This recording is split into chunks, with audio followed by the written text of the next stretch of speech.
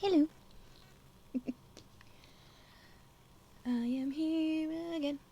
Slightly later than I planned, because reasons. So the original plan was to keep going with blueprints, but unfortunately I'm having a little bit of an issue with that. My internet's been a bit weird past couple of days, and that's had an impact, because obviously I play blueprints through Game Pass and it needs to sync, and for some reason it can't, so, well, can't right now. So, going back to another one. Supermarket Simulator!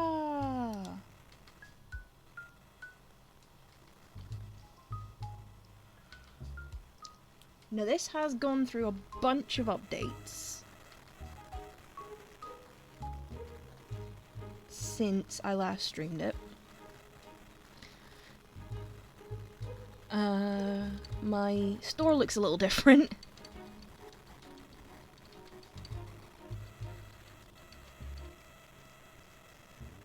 But I think it's all good. As long as I remember the controls.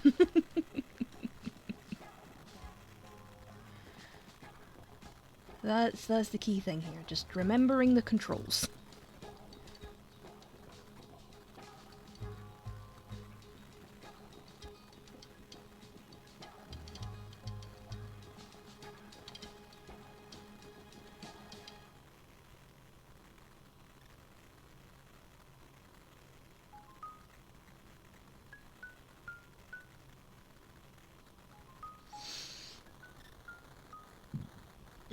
So, I think this game's actually getting near full release.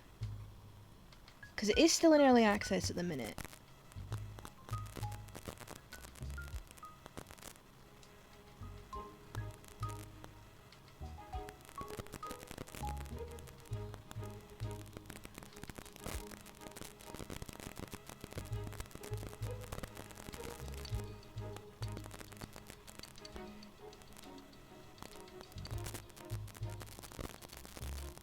Why is it saying, oh, stream elements, what do you do? Why does that say blueprints?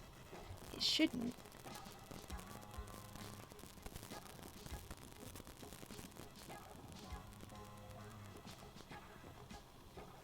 Okay, stream elements says I'm streaming blueprints. I'm not, I'm streaming Supermarket Simulator. Stream elements, what are you doing? This is now where I have an argument with stream elements.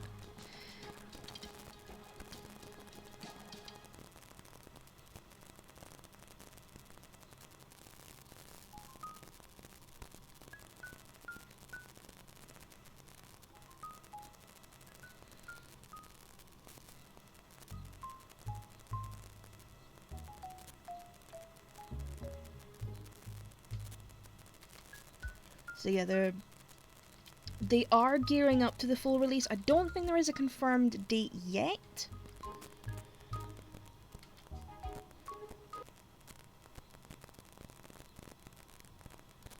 But we shall see what happens.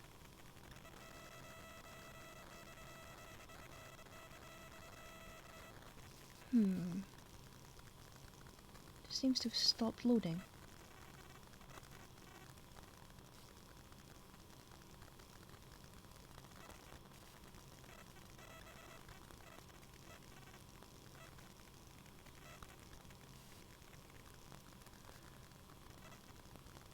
Oh no, don't crash.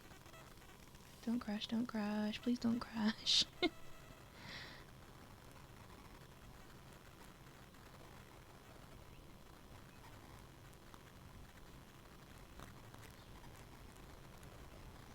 Okay, I'm still hearing audio. Ah, okay, here we go.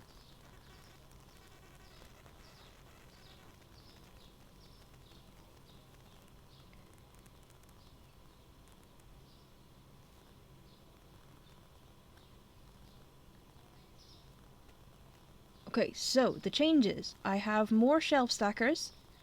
I have a much bigger storage room, which is still just as disorganized as ever. The store has a little bit of a different layout. I have self-service checkouts now, as well as a produce section.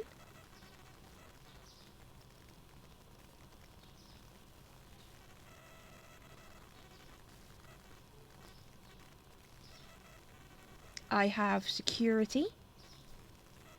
I have a cleaner who hates me. Okay. First things first, gotta pay those bills.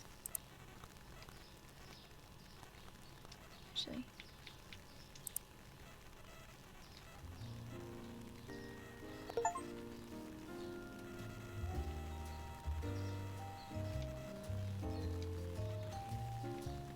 And Twitch can't come for me for this music because it's the game's own music.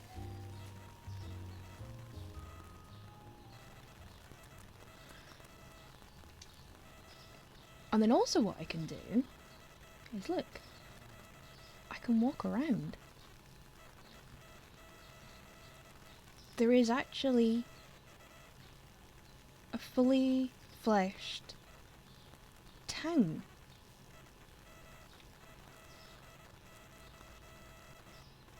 So we've got a pharmacy. Road closed, but I still walk down it. And look, I've even got a little mini map in the corner.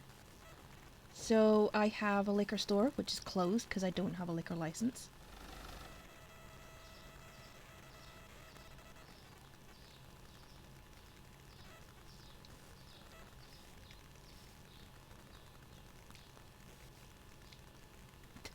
Try and jump up the ladder.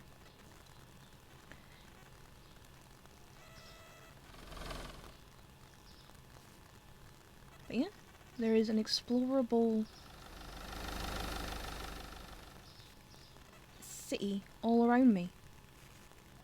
So there's like this little park.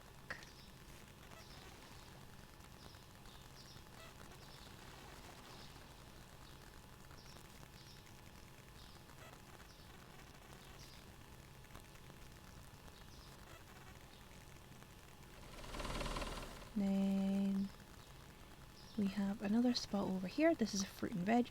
And if I go in here, I can buy produce.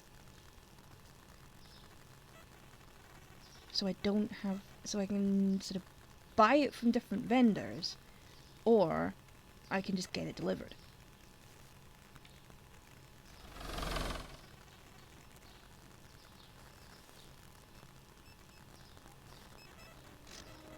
Hey, Skinny. I haven't actually seen Battleground yet.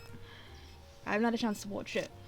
I also haven't had a chance to watch the second half of Double or Nothing as well, because I fell asleep.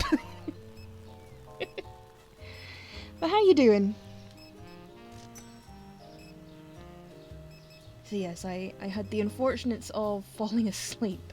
I was watching Double or Nothing, and then, yeah, fell asleep.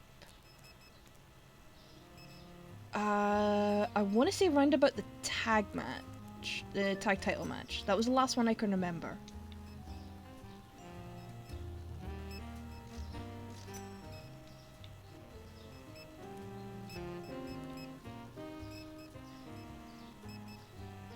So it was. That's the last one I can remember watching, so I haven't seen anything beyond that.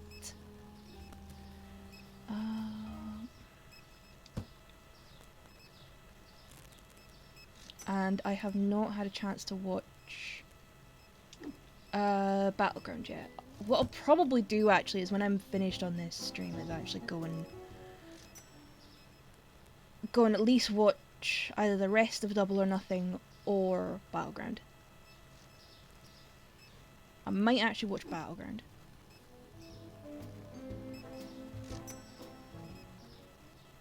But I don't know.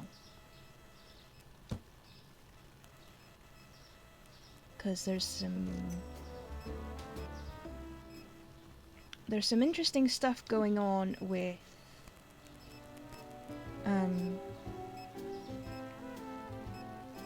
oh, is that the Stax and Tony D'Angelo one?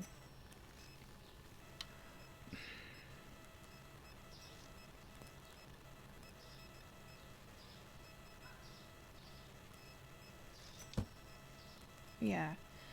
To be honest, that was the match I was sort of least kind of fussed over, I guess.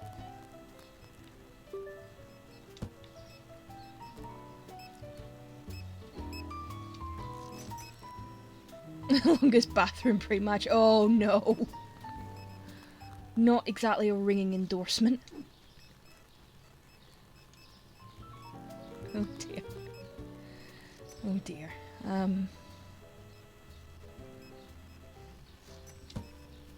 Not exactly ideal. But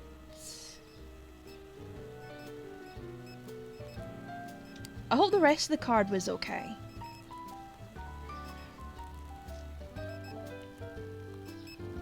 Yeah,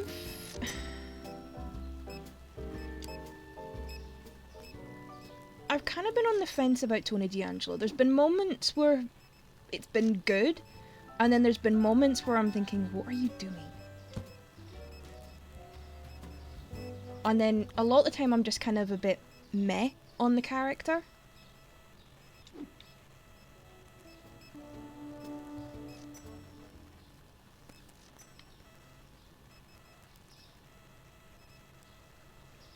You know, it's not a character I find myself wanting to get invested in.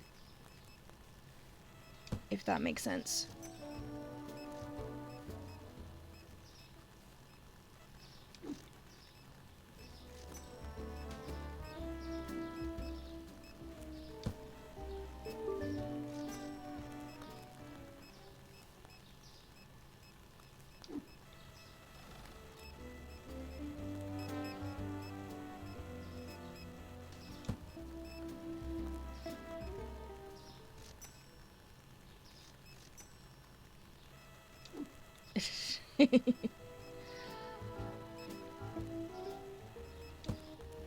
The best movement, right? Yeah. The thing is, I don't know if that should be a finisher, though. Yes, it's a good move, and yeah, it gets a lot of people excited, shall we say.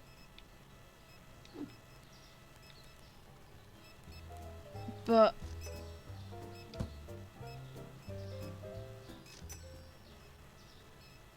I don't know. I'm a little skeptical. Yeah. I mean, maybe if there was a point like where she added like, I don't know, maybe a delay to it. You know, like with the like a delayed vertical suplex. You know, you get that little bit extra impact because there's a delay. But then again, I don't know if that move would work with a delay.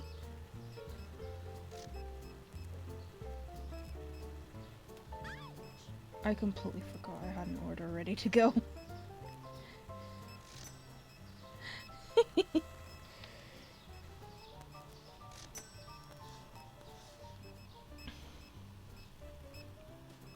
But yeah, I don't know.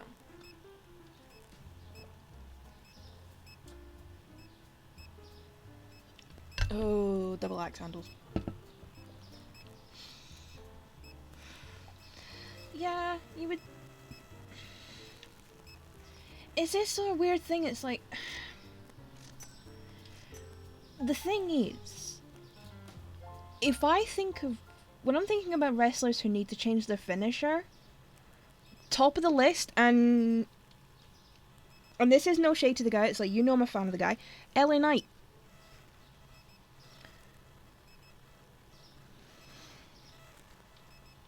The BFT is one of the most mid finishers that you've got. I mean, I hate to say it, but Logan Paul's got a better finisher. I mean, Logan Paul can do Adam Page's finisher, so. Although, is Page's finisher officially the Deadeye? Or is his the Buckshot Lariat? Or is it actually both? But yeah. The BFT is just meh. It is the definition of meh. Oh, so his is the buckshot. Okay. That makes sense. No, I just... As a move, on its own, it's just meh. As a finisher, I'm just like, nah.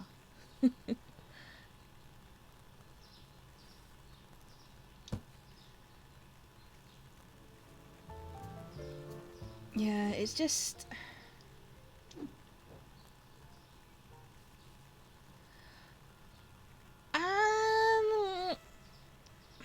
I'm torn on the rose plant.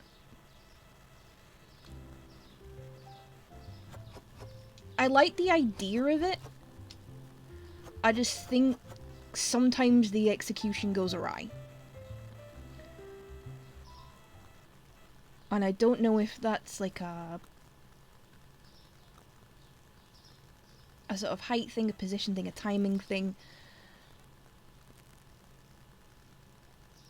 Ooh. Oh, that would be fun.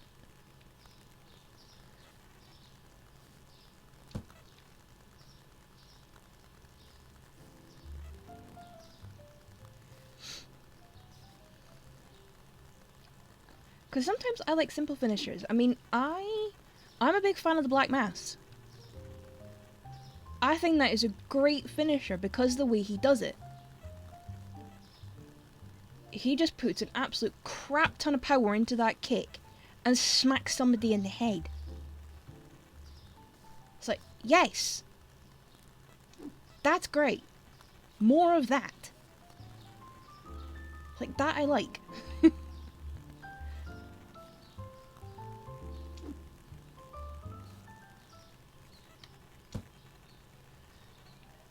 This storage room is just chaos. Oh, dear me.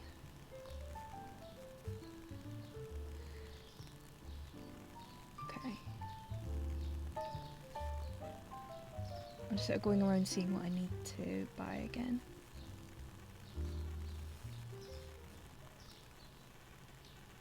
Oop, wrong one. Plus about 10. Oh, that is not good.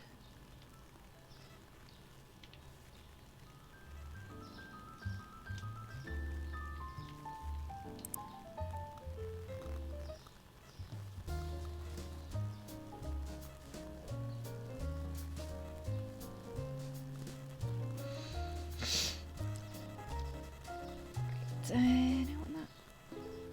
Ooh, rainy day jazz. It has been a rainy day here, so let's do that. Management. Let's pay the bills, and then. Why did the little thing go away? Pricing. Right, this is where I switch to the mouse. The thing is, for me, Saturday night's main event is like... Oh, I can put discounts on things, okay. Okay, I don't need to change that. Because that's still around. Okay, I do need to change this. And that is $2.21, so... Nope, it's $2, so if I just go 2 flat, just do an equal.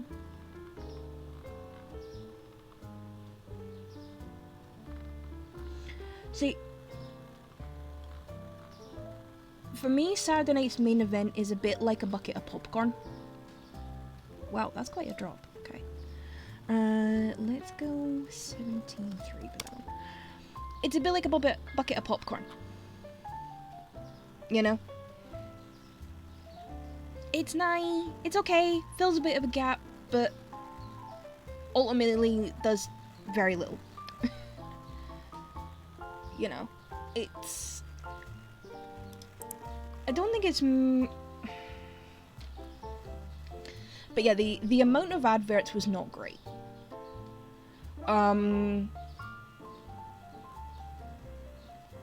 Especially because... I... Obviously being an international girly, I am watching it on YouTube.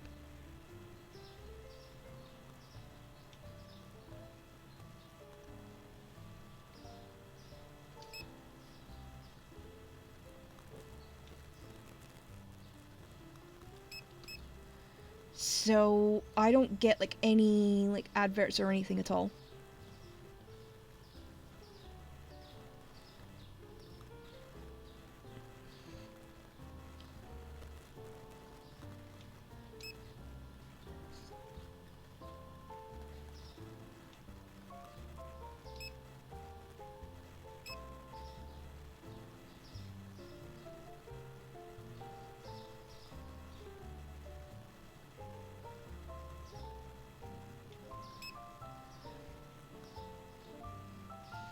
Yeah, I mean,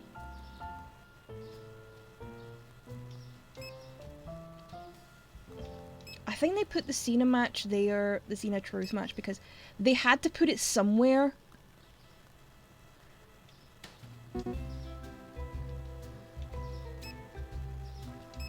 Oh, no, no, trust and believe. The Europeans were complaining about it. The Europeans always complain about the adverts, because we're watching it on YouTube where you get a few like YouTube ads, like your standard YouTube ads. You get like maybe you get like a stack of those, and then there is nothing. You basically just get a holding screen until it comes back on.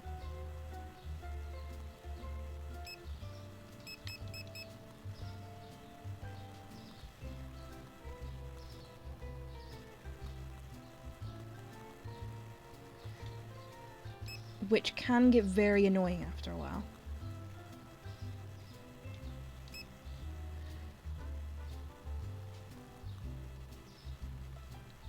And of course we have to put up with that with SmackDown on Netflix as well.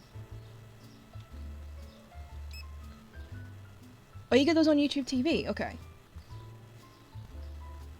So you'll know because, well, internationally you got to watch Saturday Night's Main Event on YouTube.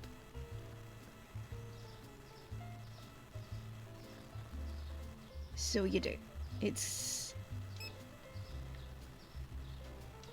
got to go through YouTube because they don't have it on Netflix. Because I actually caught out a friend of mine watching it because she went looking for it on Netflix and couldn't find it, and it's like, yeah, about that. It's actually on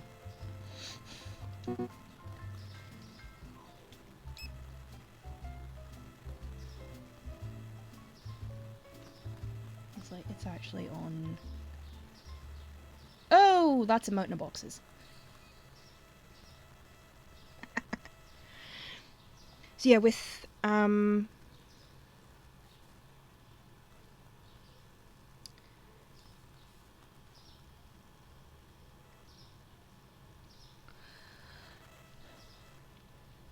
so the way it works is with Raw on Netflix,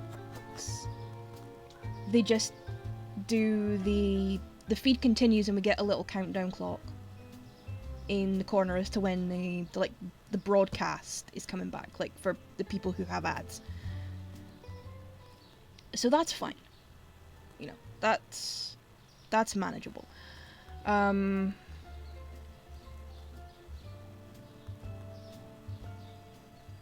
It's pretty much the same with NXT.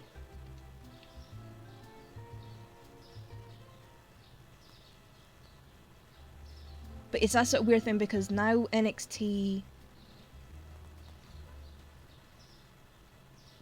So yeah, NXT and SmackDown are kind of the same because they are still on US broadcast television. So when they put the adverts on, there's nothing we can do. It's like, well, you can't put adverts on because there are people watching on Netflix who specifically don't pay for adverts. I am one of them. It's like, I am one of them. It's like, I have the Netflix where you don't pay for adverts. I did have the Amazon, I did have Prime where you don't pay for adverts, but I decided I am not paying £4 a month just to not pay for adverts. It's like, I can use that £4 a month for something else. And I do.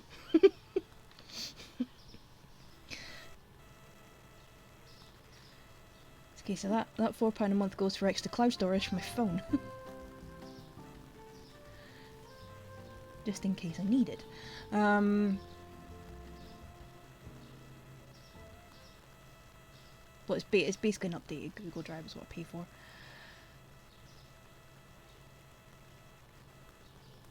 Which is handy, because I have to manage lots of stuff through my phone.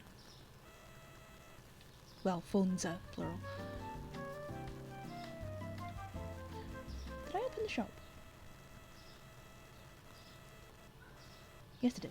I was standing here thinking, did I actually open the shop? This is gonna take a bit of time to get through.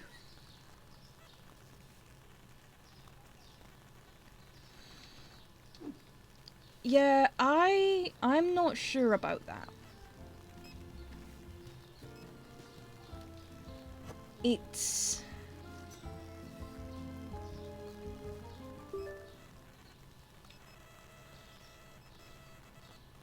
I'm sure we'll get a great Paul Heyman promo explaining it.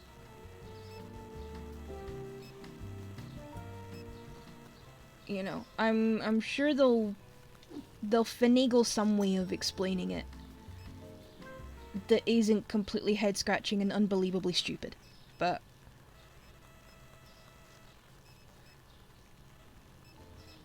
yeah, but to be fair, Bronson beat the crap out of a lot of people. That's kind of his thing. To basically just beat the piss out of everyone. So...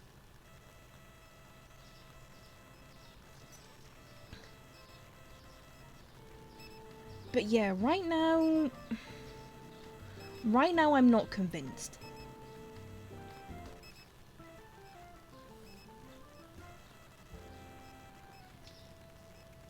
Pirates will.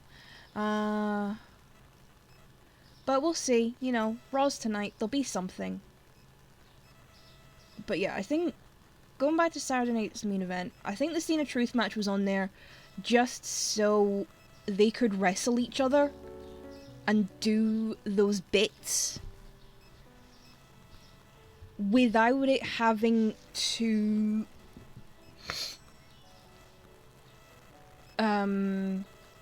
without having the weight of it being on a main pay-per-view. Because if you tried to do something like that for SummerSlam, I don't know.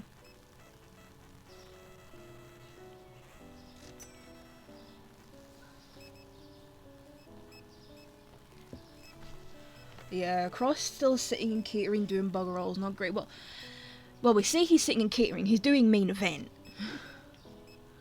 Which is not necessarily the same thing. But...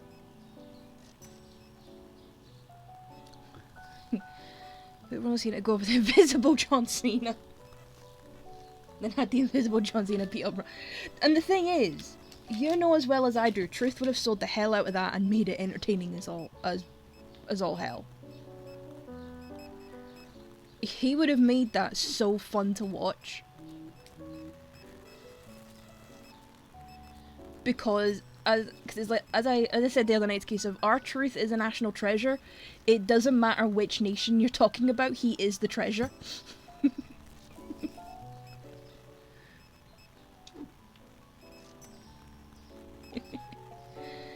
I don't know where anything is in my own store. I'm going through this storeroom with like boxes of cheese. And it's like, I have no idea where anything is anymore.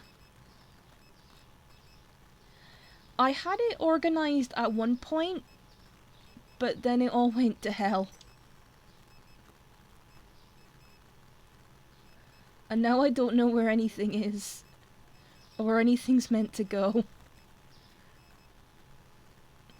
Yeah, that sucks as well, because it's like...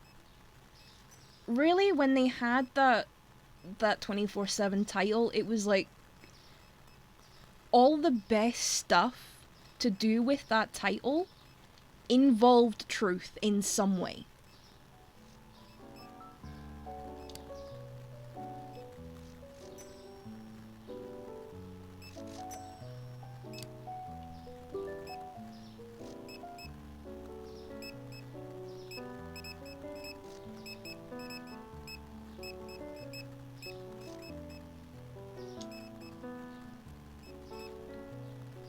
See, I'm trying to think of like good bits that didn't.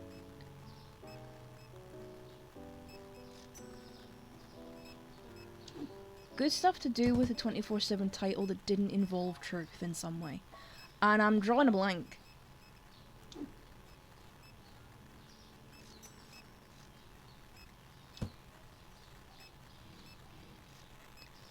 Oh yeah, I mean, they could have gone that he was like the 40 or 50 time champion with that belt.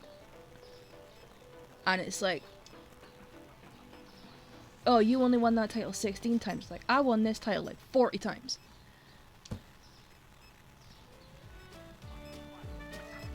And you never won it, so I'm better than you. And again, cause it's truth, he would have found a way to make it work because that's what he does. And he does it so well.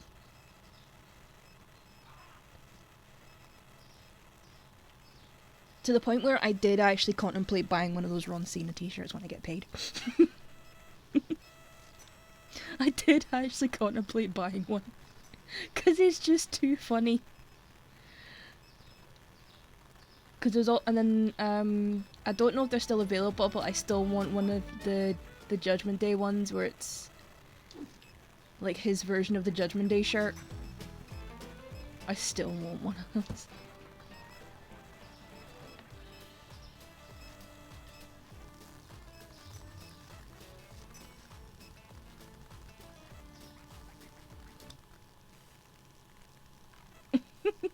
I can't believe I had to allow Little Jimmy as a term. I actually had to allow that and add it as a permitted term.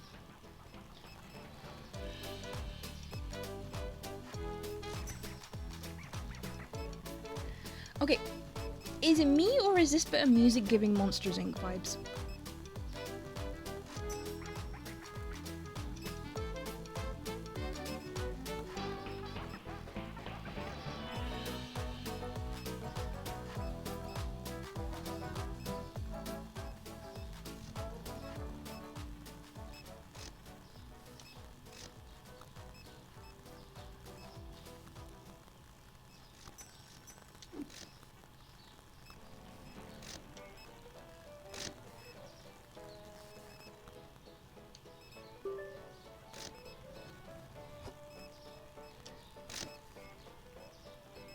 I was thinking, is that no mushroom? No, it's cloves of garlic. Why do they make them look so similar? Yeah, I mean, they call it the Rainy Day Jazz. But yeah, it's giving...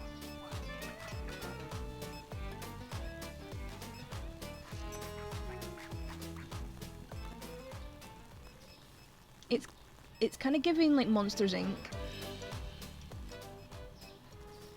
It also reminds me of, oh, I forget the song at the end of, Chicago.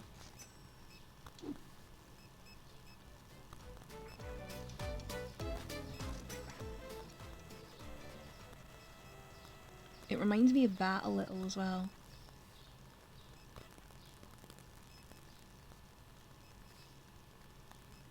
Right, where is this stuff?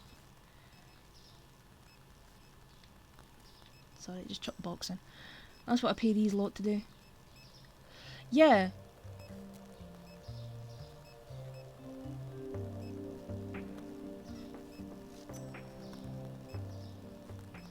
Right, are people still right, people are still checking out.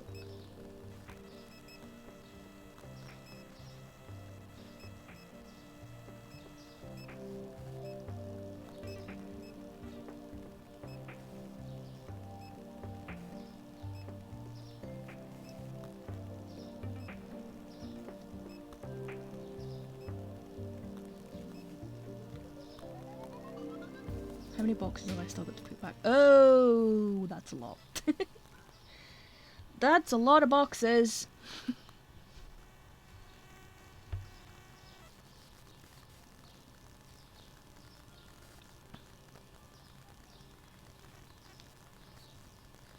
That is a lot of boxes. Oh dear. Oh dear, oh dear, oh dear. Um,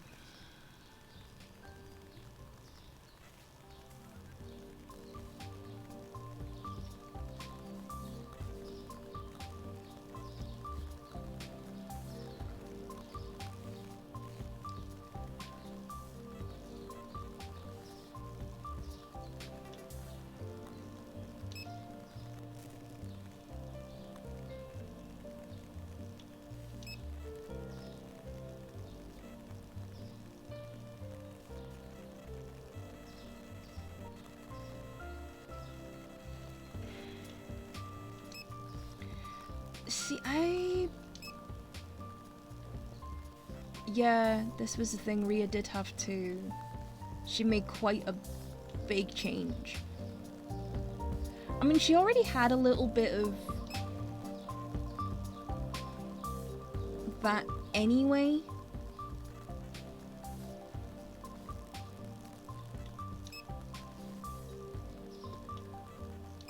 With her NXT presentation.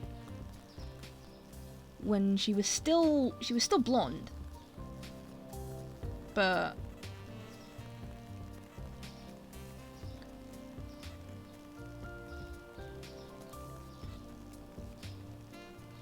that's all blonde taken care of as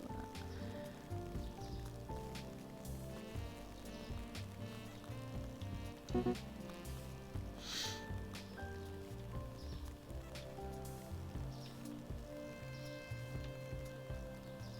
Right.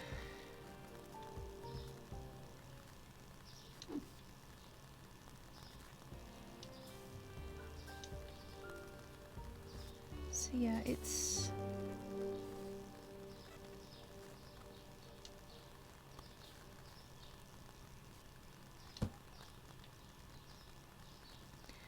see, I don't know about Mariah May. I really don't.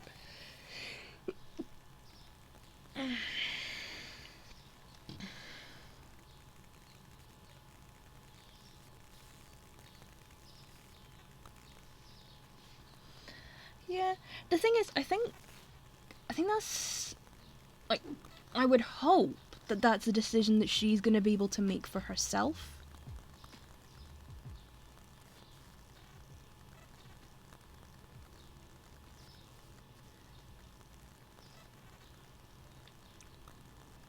If she wants to go back to blonde.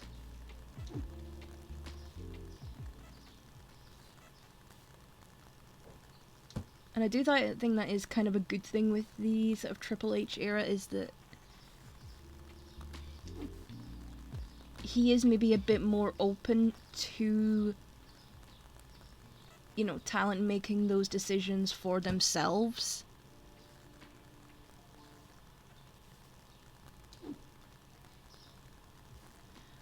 Because yes, you want a marketable look and everything, but you also want, you would hope that you would want your talent to be, like, comfortable and happy.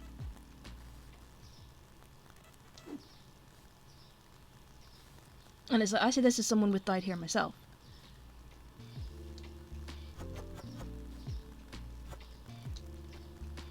Because I'm naturally brunette, but I've been dyeing my hair for years.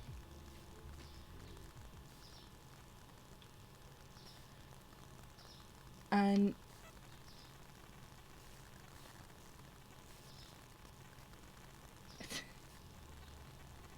what is your obsession with crumpets, man?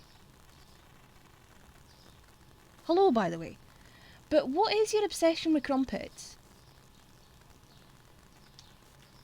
Seriously, if I wasn't skint, I'd send you some.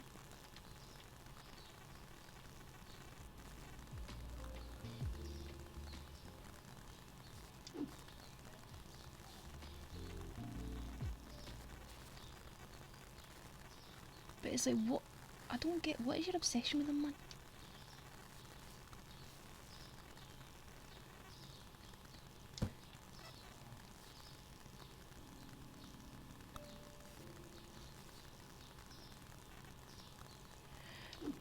Yeah, unfortunately, I fell asleep round about the tag match.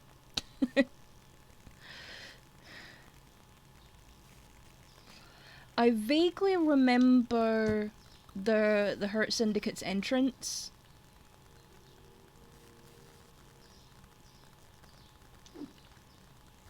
But yeah, I fell asleep.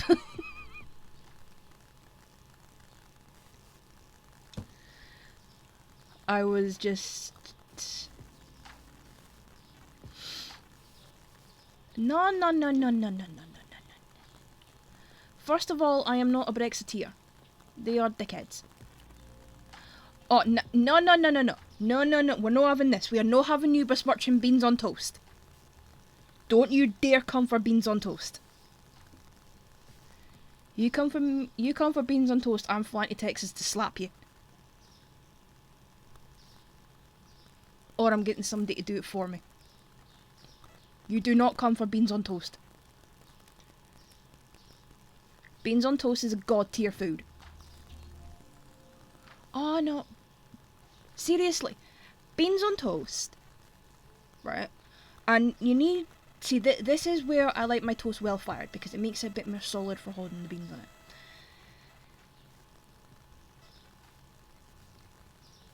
Right? So you get your bread. You do toast, however you like doing your toast. I would advise it slightly more well fired. But that's just me. Then you put your beans on, and then you put a little sprinkle of hot sauce. Like chipotle sauce or something. Into the beans. Not burnt. No, well fired is not burnt. Well fired is not burnt. Well fired is that delicate point just before burnt. Where it's this really nice dark brown.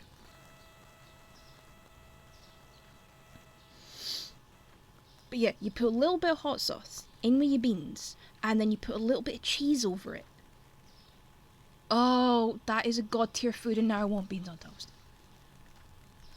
Hey, bar. Yeah, you don't put jelly on toast. You put jam on toast. You don't put jelly on toast. Well, you could put jelly on toast, actually, but it'd probably melt, and it wouldn't be nice.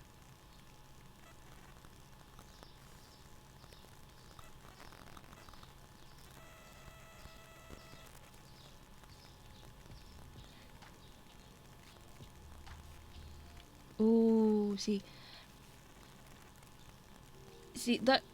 you're saying, like, sort of cheese and ham, right? I will say, and it's something that actually came up when I was out with some friends for dinner a little while ago. But I tend, when I'm out, particularly if I'm out at a new place, I will order the similar kind of things. Do I like Vegemite? No. I do not like Vegemite. I do not like Marmite. They can get in the bin. Yes, but we have Australian foods here. Not very many, but we do have some Australian foods due to them being part of the Commonwealth.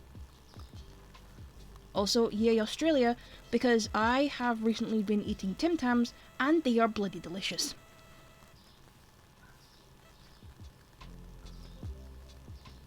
So yay Australia on that front. You have good biscuits.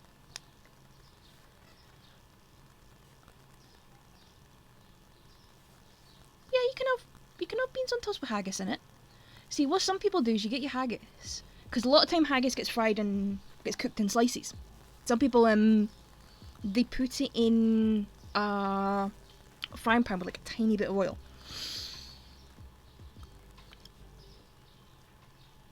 Yeah, we do have Foster's. I don't drink it. I wasn't a big beer drinker when I did drink, and now I don't drink. So, but I never actually tried Foster's.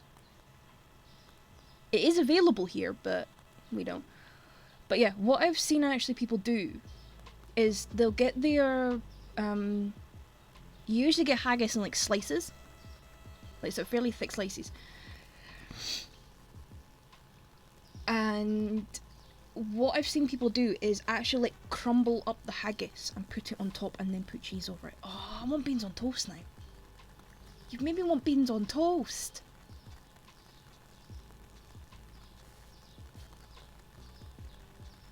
Ah, bugger. Haggis sandwich with it. See, I don't know about that. I don't know about that. Because apparently Vegemite, if I remember, some Vegemites can be quite, there's a little bit of like a saltiness to them. And good haggis has got a pepperiness to it. So it might balance it out. But that means paying for Vegemite, and I don't want to do that. Oh, beans on sausage on toast. Oh, that is a god tier food.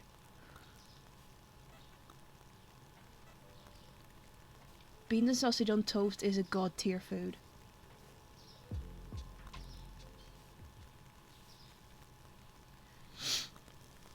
It really is. And the balm of many sick children growing up.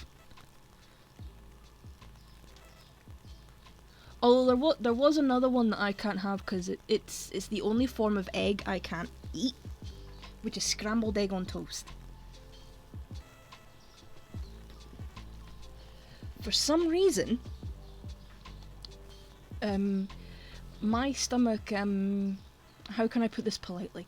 It rejects scrambled egg. It is not a fan of scrambled egg in the slightest.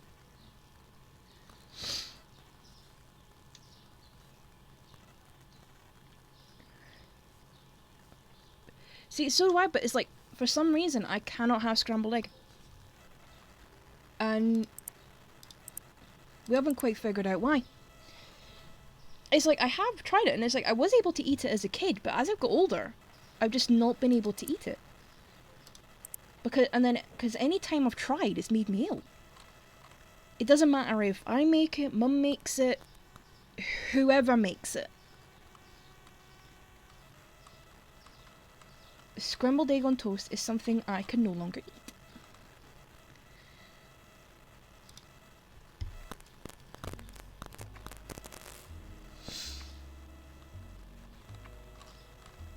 And we've never quite figured out why.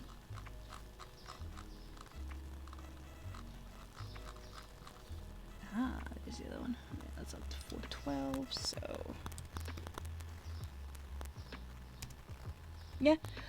See this thing, it's like... everyone else in my family can have scrambled eggs except me.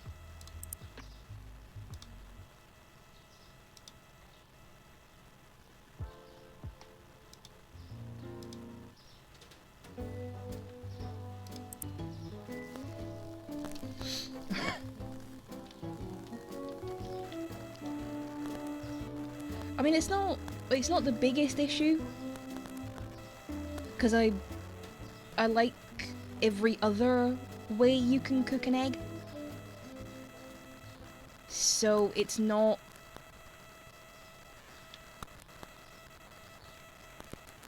Well, see, you joke about that. See, the game is still in early access, so if there is a way of putting your own music into this game, how about a poached egg? Yes. Love poached eggs. I actually have a special little pan with like little like mini ramekin things specifically for making poached eggs.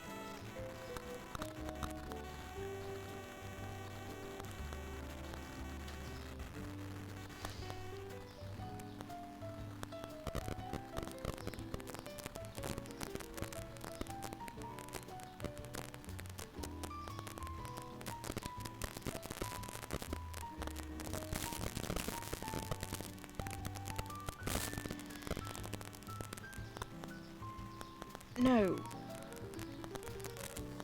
So I'm just reading the thing, bastard egg?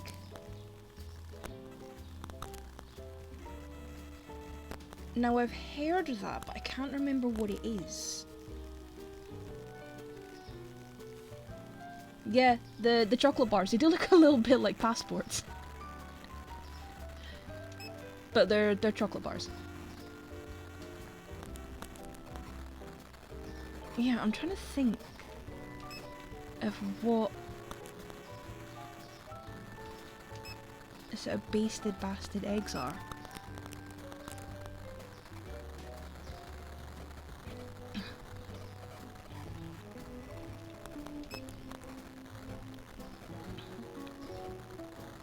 I'm sure I've heard the term before, but I can't... Hang on, let me Google it.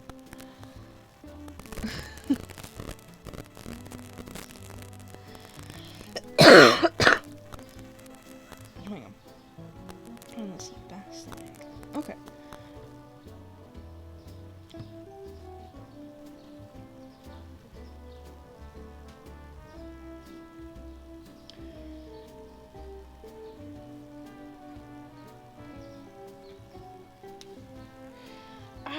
No. Just when I'm seeing how it's described, yeah. It's that sort of thing, it's like they're... That's the ones that they're sort of... They're like fried on the bottom, but they're more kind of like steamed on the top. That actually kind of sounds not too dissimilar from the way... From the way that my little pan thing works. Because it looks like a frying pan, but it's for poaching eggs. Like it's a bit deeper because you put water in it, obviously, and then you pop the eggs in.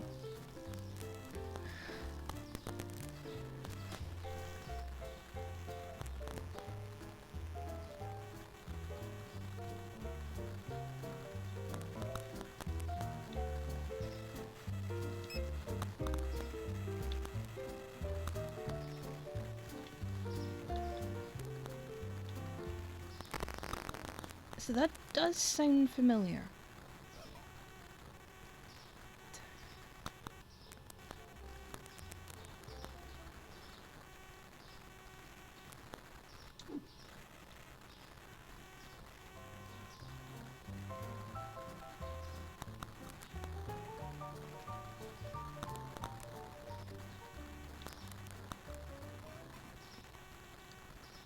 I may have made the critical mistake of ordering more than I can fit in here. And not having enough money to expand.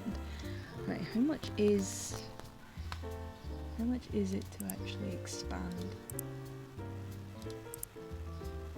Ooh, I'm way off that.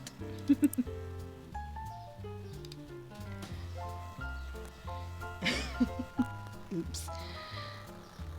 Yeah, I think I've maybe ordered more than I can fit in store. Oh well, at least I'm well stocked.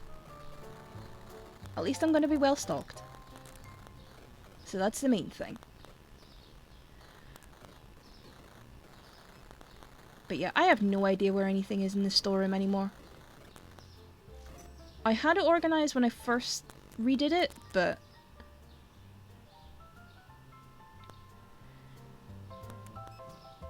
Yeah, the racks are full. And that basically means that there's nothing else that can be put in. Oopsie!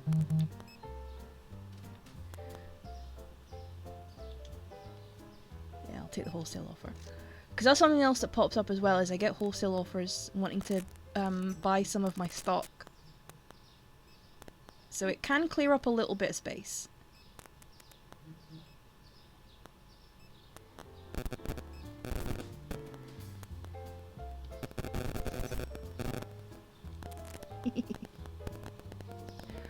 Where's the mint aisle? I don't actually have that yet. I don't know if there's actually... I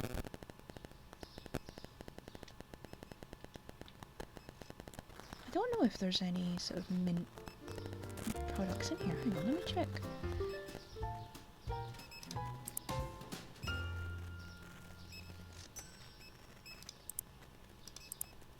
Let's see. See, this is the problem. I have to play in a slightly smaller screen for it to fit, so I can't actually tell.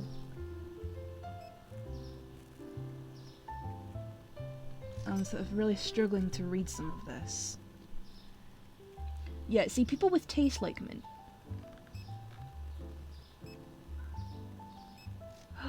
I can get books! Oh my god, I can get books. That's it, I want books. I want books! I want to turn this place into a bookshop! Oh, I don't care about anything else now. I want the books. So does that mean I can buy bookshelves?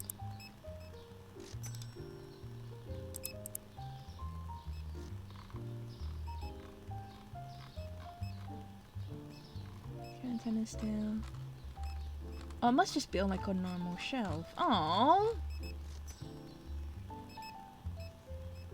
I might get one of these like quad shelf things.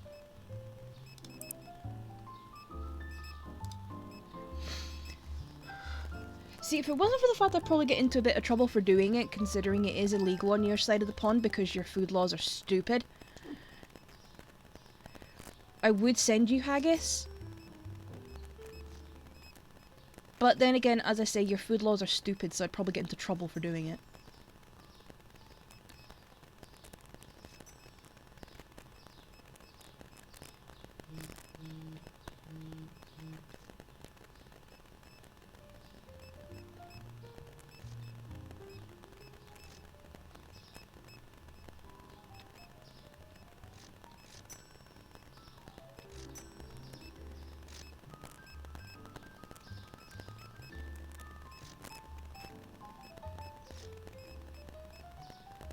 Right. I can't find a damn thing in this.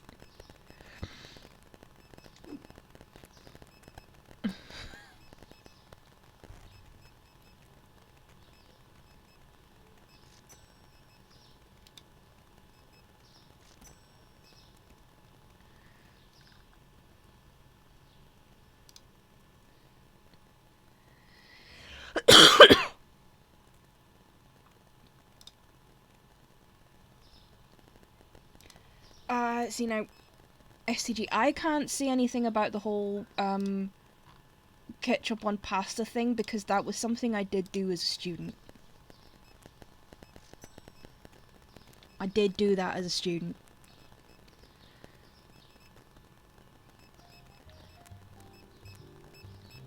There would be times when I would just take like a handful of pasta, cook it up, and then just put ketchup.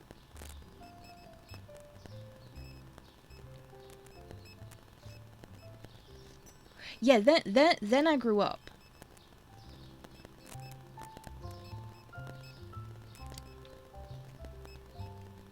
I know it's like, well,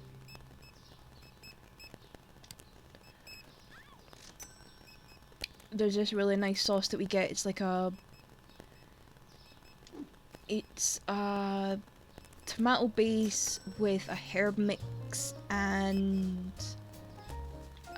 little pieces of smoked bacon in it. It's really nice.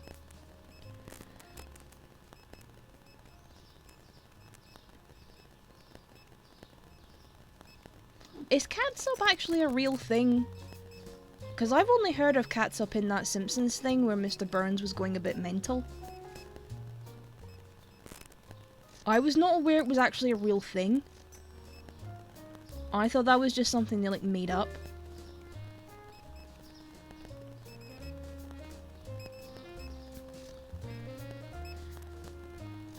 So is catsup a real thing? I don't know why I'm running around in here. I don't know what I'm doing.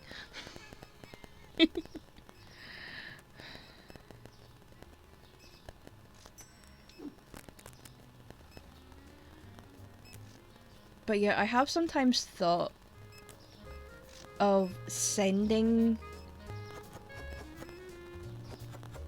some like proper British foods to Tony. But then I'm sort of thinking, well, I'm skint, so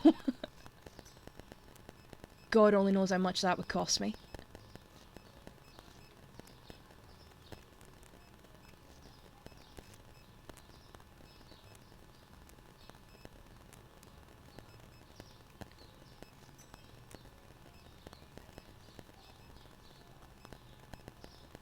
Mushrooms, oysters, mussels, egg whites, grapes, walnut. Why would you put oysters in tomato sauce?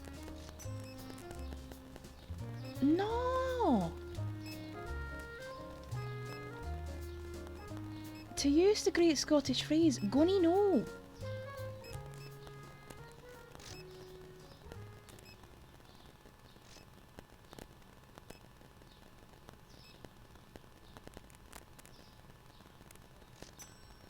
But no, see, we just have...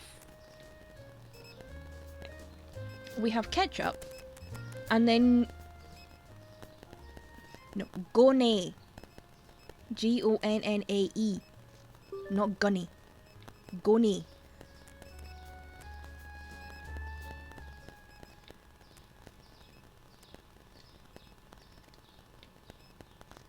As in, gonny no do that.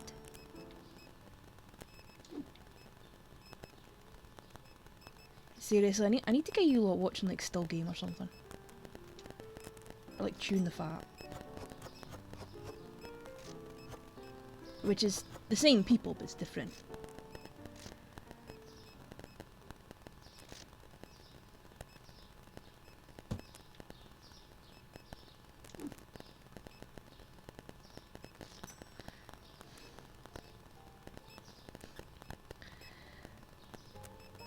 Okay, how do you think you would fit right in? And don't rely on just the accent. Which is pish anyway, and we'll probably get you decked, but... So what else have you potentially got to offer my great country? And it is great, because we're bloody fantastic. And yes, I'm biased, but I don't care.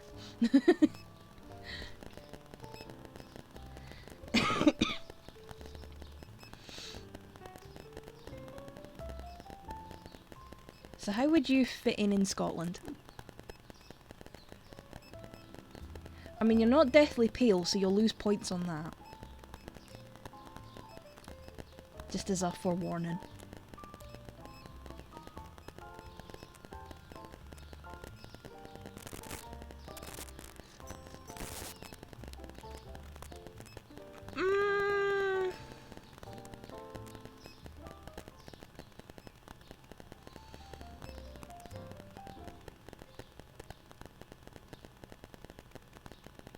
See, Braveheart's a bit contentious.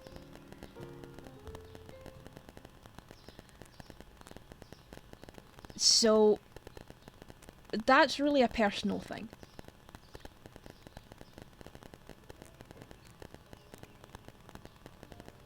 So, that would be sort of 50-50, I reckon.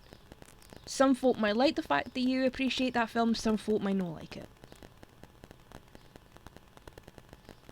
Again, it's quite a personal thing.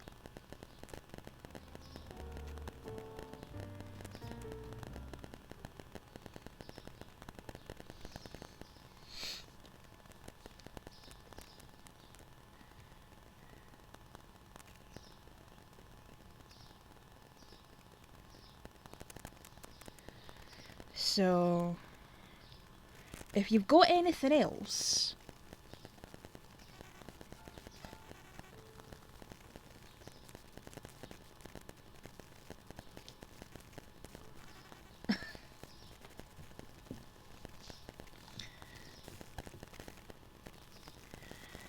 Thoughts on the Scottish character on The Simpsons?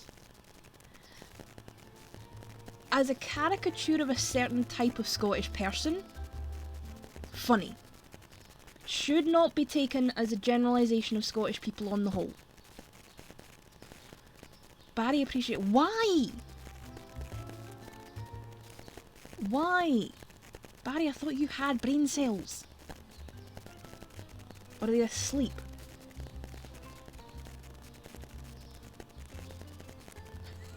Keeper Willie is a god among men.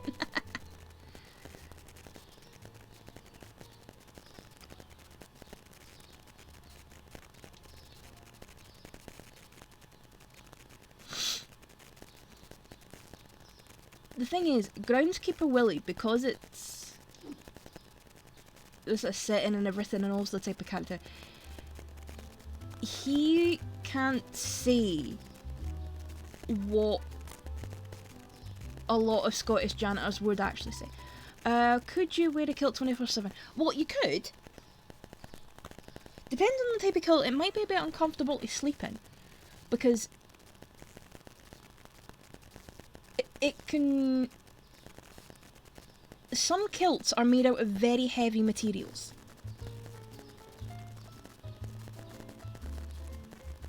They can be made out of very thick wools, which can cause problems after a while.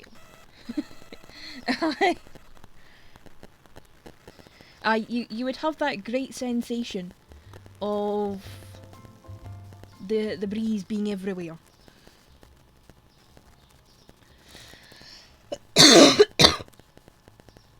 So you would.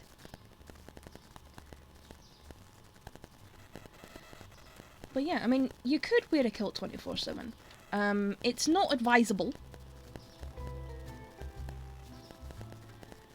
But it's something you could feasibly do in theory. So you could.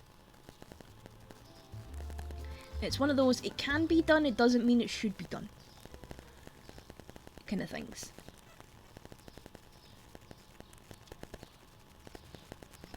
Right.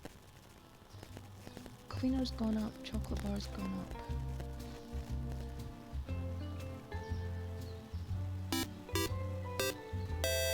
Spoony, thank you for the sub. Right, pay me bills. Right, Spoony, you are here. As a denizen of this chaotic pile of rock that is known as the British Isles,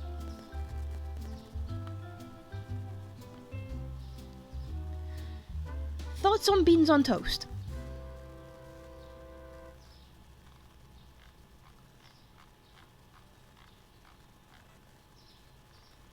You don't like beans on toast? How do you not like beans on toast?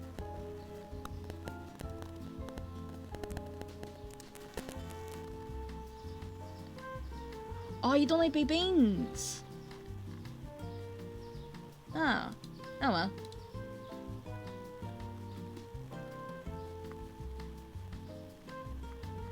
Okay. What about just then toast? Or what about cheese on toast?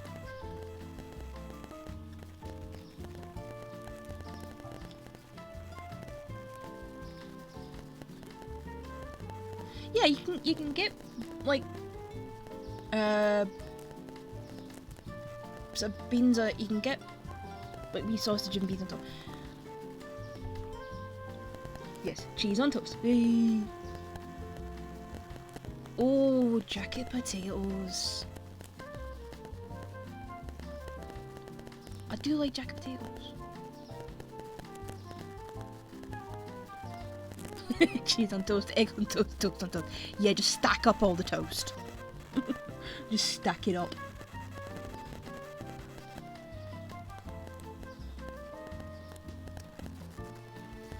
Ah, Spudman. Spudman is awesome.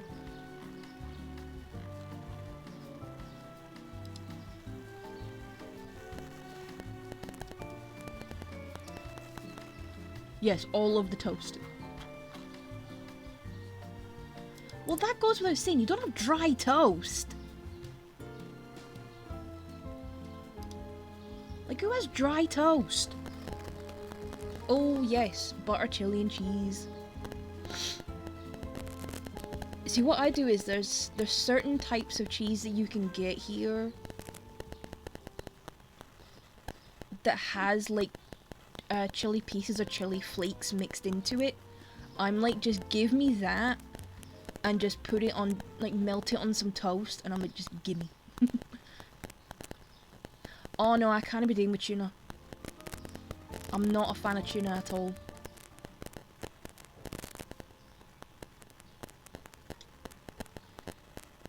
No, I'm not a fan of tuna at all. It's a case of just get that away from me. Or, at least now I know, I can give it to Spoony. It's like if I am mistakenly given tuna, I can give it to Spoony.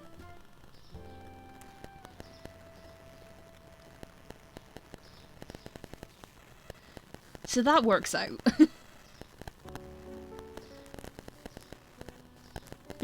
Yeah, yeet you all the tuna. Yeah.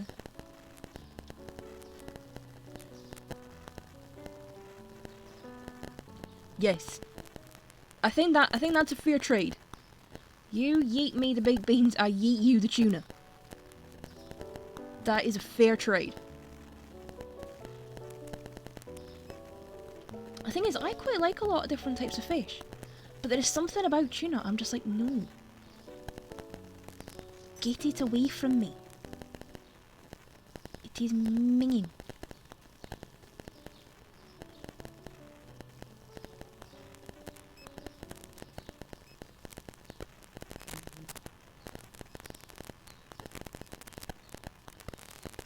So it is just not nice at all. Ah, no, see, my mum likes tuna. It's not like her go-to, but she does like it. And I don't get it.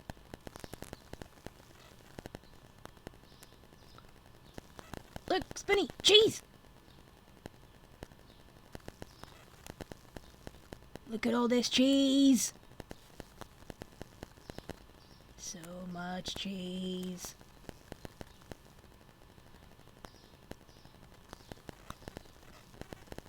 Although I don't know if you saw, Spoonie, I may have to go and test something, because apparently Greggs do fish finger rolls now. I was in getting a cuppa the other day and I saw a thing, saw one of their little like new menu signs, and apparently they do fish finger rolls at Greggs now. Oh, did I already tell you? I couldn't remember if I told you or not. Because it was like, I remember messaging my brothers about it. It was like, I couldn't remember if I told you and Doom about it.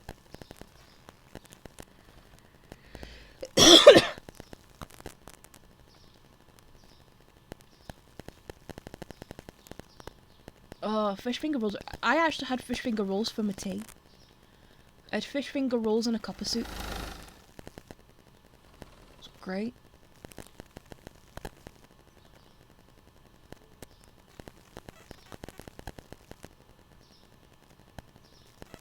Again, another thing you can do with toast. Cook up some fish fingers and put them between 2 slices of toast. Et bon appetit.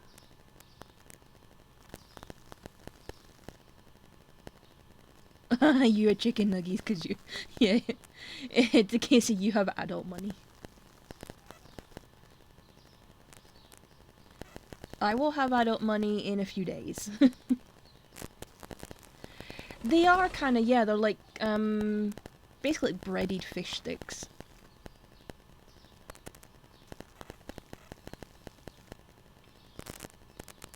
I want to steal that scooter.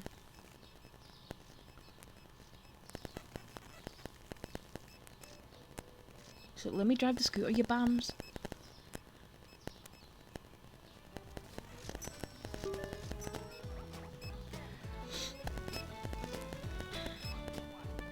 See, tartar sauce I can take or leave.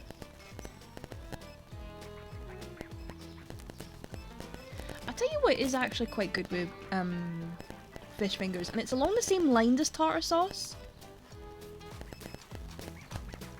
I don't know if you've ever... Tomato sauce and meat. Oh! Now I don't know about that.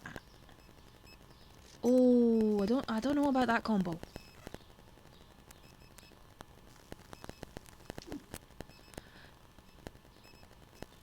Because if I'm mixing anything with mayo, it's gonna be hot sauce.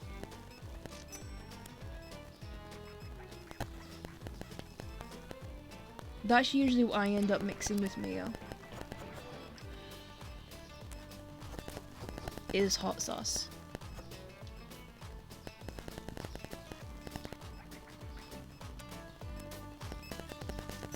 But what I quite like doing, and I was saying it is a similar idea to tartar sauce, is and you don't need to have a lot of it either, is I don't know if you've ever had tzatziki with fish fingers. That's a nice combo. Oh, cheese. See, this is the thing. Many, many, many things are improved with cheese. Yeah, tzatziki and fish fingers. It's really nice.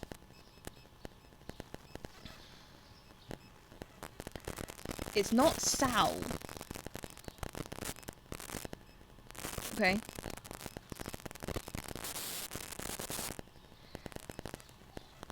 How much for cheese? Yeah, because the cheese prices in this game are quite bad. So, it's... This is what it is, tzatziki. And it's, I want to say it's Greek. And it's mostly like yogurt based.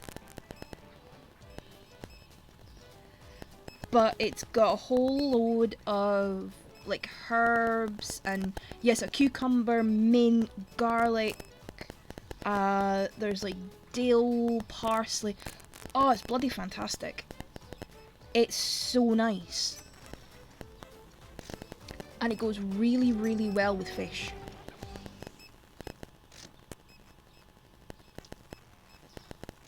It is really good.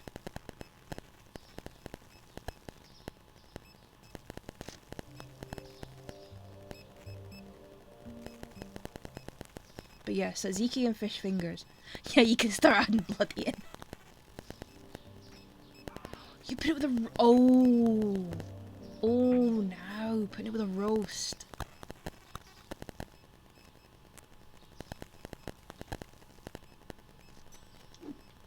Oh, that's an interesting... No. I'd say stick to poultry or fish. You have a bloody Scottish accent. No, there's a word missing there. You have a bloody terrible Scottish accent.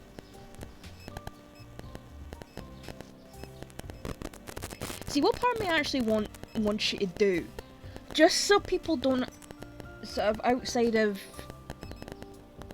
like your streams actually get what I'm going on about, and I am not just seeming like a goddamn loon who is just raging over the internet, because gods know there's enough of them. Part of me actually wants to clip you doing your accent as you normally do it, not you trying to be a dick about it. Well, you are trying to be a dick about it, but the normal level of dick you are about it. So I can actually put it online and go, look, I am not being mental about this. I am mental about some things, but not about this. Because I have tried to warn Tony several times. What the hell? Where's all my produce gone? That were he to try and do the Scottish accent in the realm, in this actual great realm of Scotland, it would not go well. I mean, I'd say you'd get hoofed in the stains, but you wouldn't care what I mean. You do to make sure I pay attention. Oh, why does that not surprise me in the slightest? You're doing it as a wind-up to the squad. Shock horror. You're a wind-up merchant. A wrestling fan who's a wind-up merchant. What are the odds?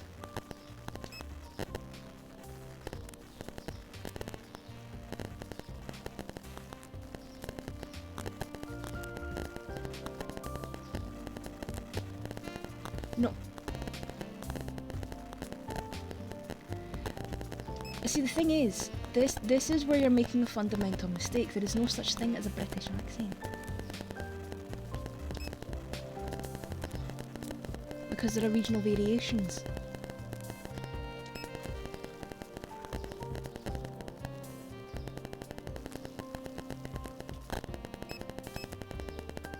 And even within regions, there's different variations, because it's like...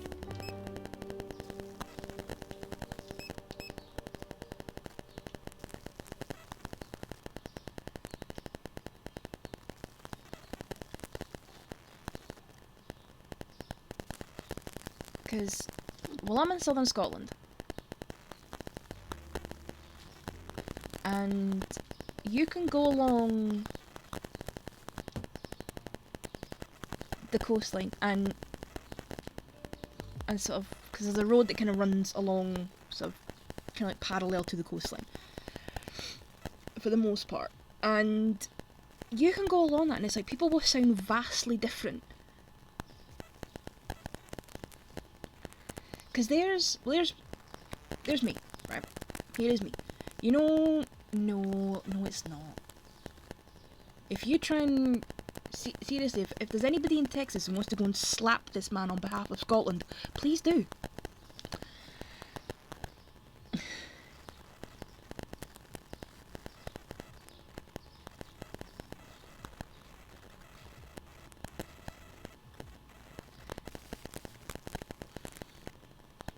But yeah, even in this region there are vastly different accents. And part of that is our proximity to very different places. Because with us being in this part of Scotland, you're in proximity to 3 very different areas. Sort of on, well, technically 4, if you want to be kind of sort of really pedantic about it. But sort of non-Scottish areas in this region, you are fairly close to Northumbria, Cumbria, Northern Ireland, and the Isle of Man. And as Swinny will hopefully confirm, those are 4 very different parts.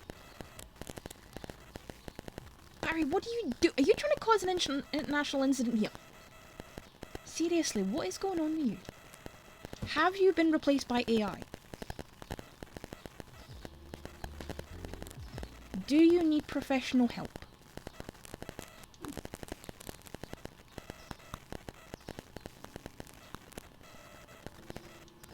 Does Liam Neeson need to go and fetch someone for you?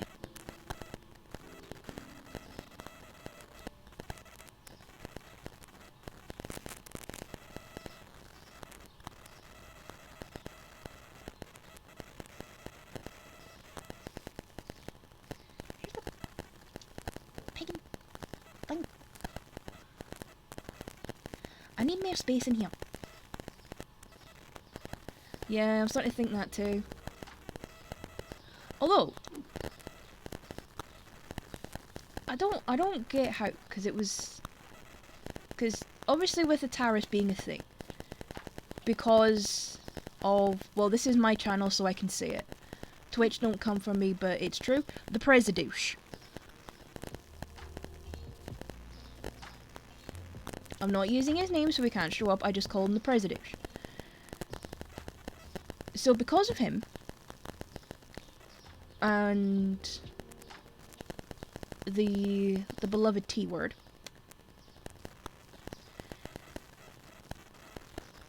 I was scrolling through Amazon because I'm looking to get one of those, you know, like those sort of like the walking pad things that you can like put under your desk.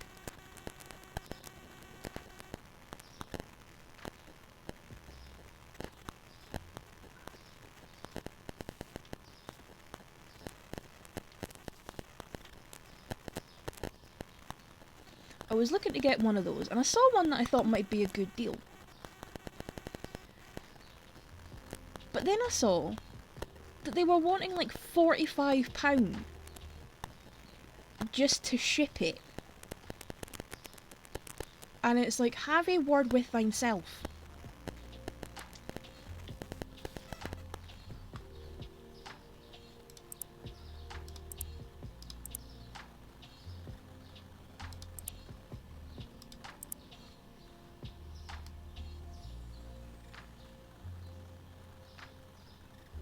But yeah, and the thing is, this was on Amazon as well, which was quite a surprise.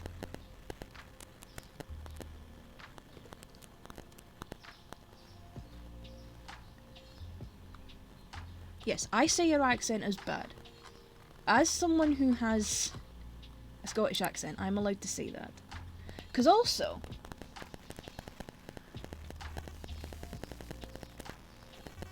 as an extra wee thing, just to kind of hammer... Go fuck yourself. I was waiting for that. Because also, and because there'll be somebody, if I play the accent for them, and depending on what they think, you won't be able to argue with them. And it'd be a case, it would almost be funny to try and see you argue with them, because you'd lose.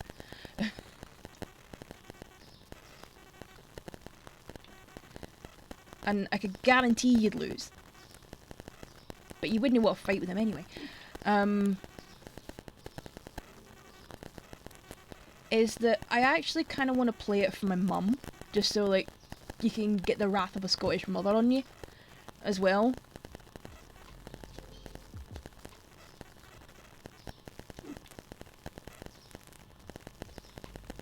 No, no, no, no, no, no, no. We are not having that pish, thank you very much.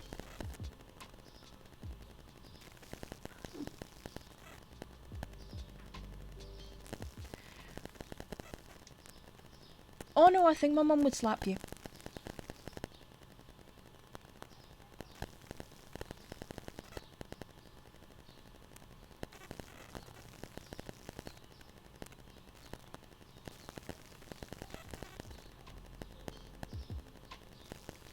I thought I'd opened the shop already. Oops. There we go, it's open there.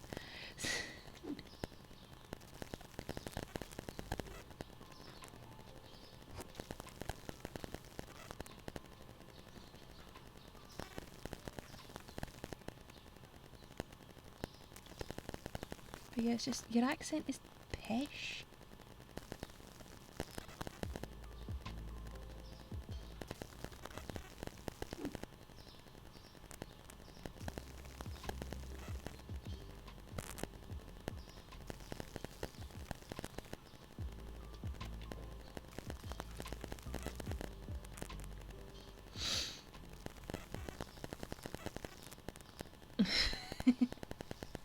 No, pish. P-I-S-H.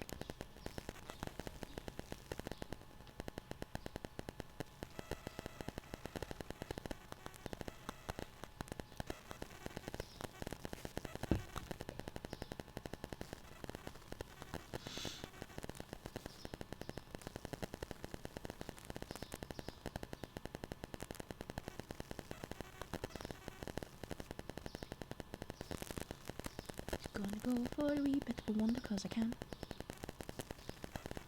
Because actually meant to be a thing with this, that when you do... when there's going to be the full release, when that eventually does come along, there is meant to be a thing where you can do... like deliveries. Like all over the place, and I think that would be kind of fun. To be able to do that. Ah, I'm stuck in things.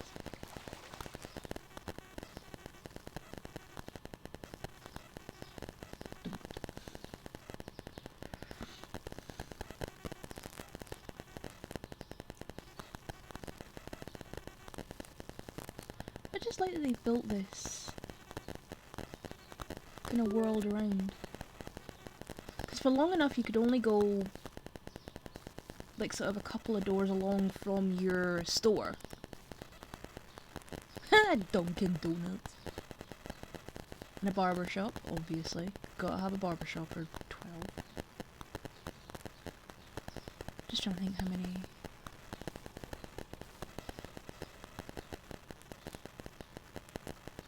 Because there's only a couple where I am. Eventually be able to see limits. Oops.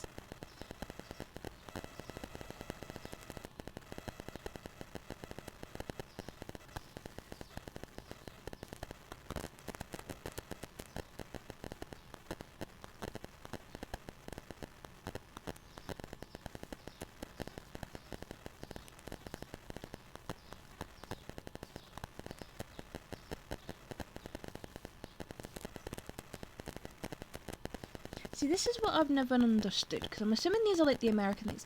What is with the fractions at the end of the petrol prices?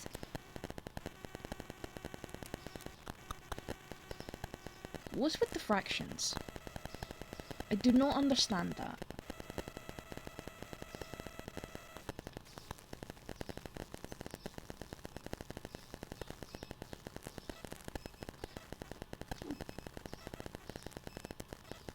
Like, why can't you just put it as a number? Because I get that we have the similar thing, because obviously we have this sort of, like, sort of 146.9 or whatever, and some bits try and outdo each other by putting, like, sort of 0.8 or point whatever. But why in the US is it written as a fraction? Why can't it just be the number?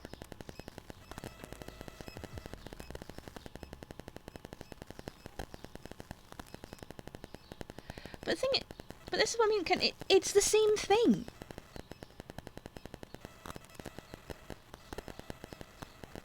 I get that they have like the different systems and everything, but it's the same result at the end.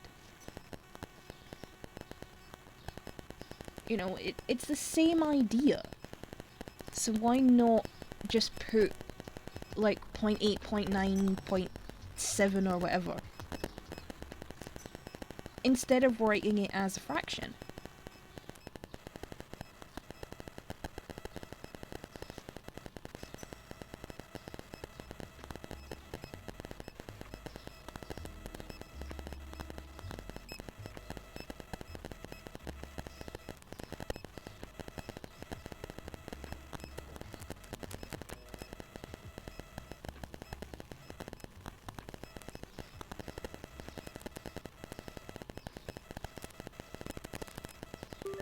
But yeah, let's say it is something I have found strange, because it is the same number in the end,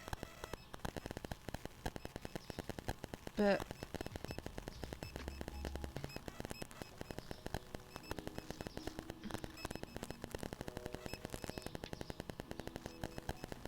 there was just a bit of confusion as to why it was a fraction, instead of just being written as the standard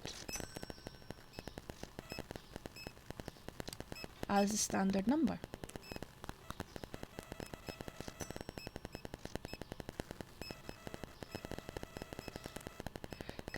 Because also, I've only ever seen that done in the US. Like, any other times I've seen, like, sort of photos or videos of, like, petrol stations, gas stations, rest stops, whatever you want to call them,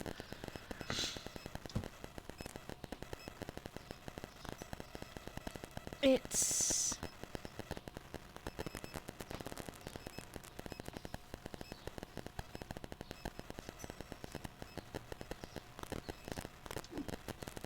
always just written as the number with this let's say the 0.8, 0.9 whatever after it.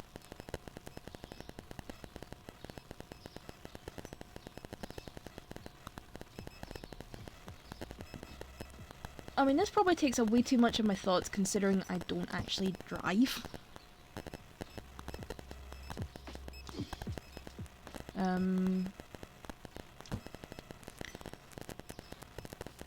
It's a case of, I have a provisional.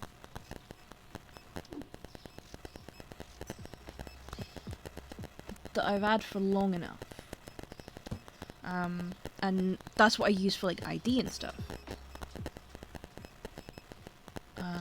Tried learning to drive, but the wondrous joy of panic attacks set in, so that kind of put the kibosh on that. And then by the time that was starting to get kind of under control, it's like, well, I can't afford to go and have driving lessons anymore.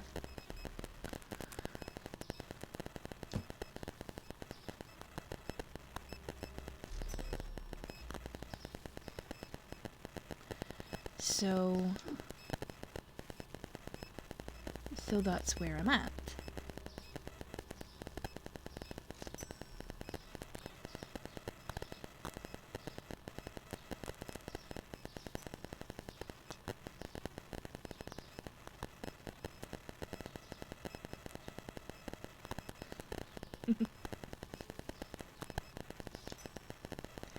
See, this is what...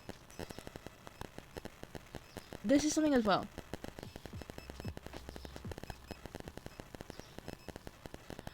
And...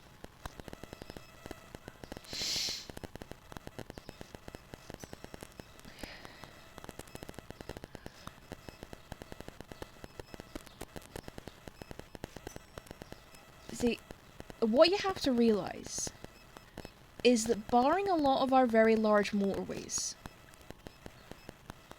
when the vast majority of roads were first built, they were not built for cars. They were built for horse and carriage.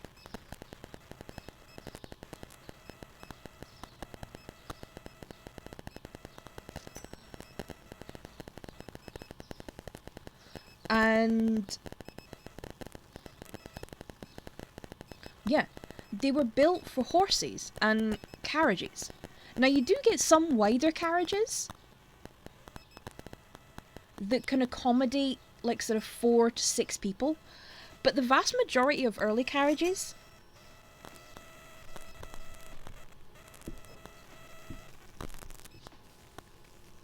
were only accommodating for maybe like 2 people. And even then, you were sitting opposite each other.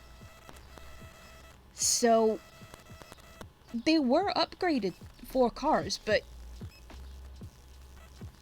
you also have to realise that a lot of country roads, they have to abide by farmers' property lines. Particularly in my neck of the woods.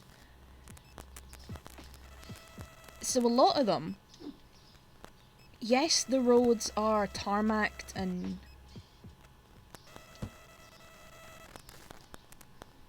they are available for cars and farm vehicles and everything to go on. But there's also a lot of country roads that are only really designed, and were only ever designed in such a way to allow farmers to move around their property.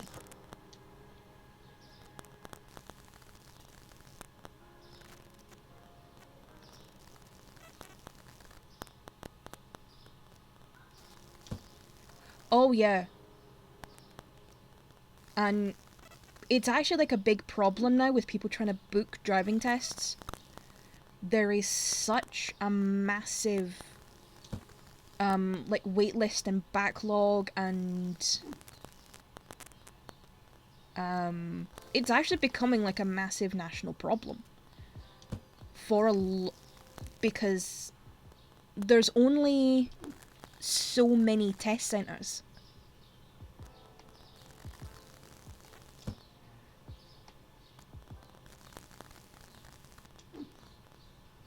And they only have so much availability per day.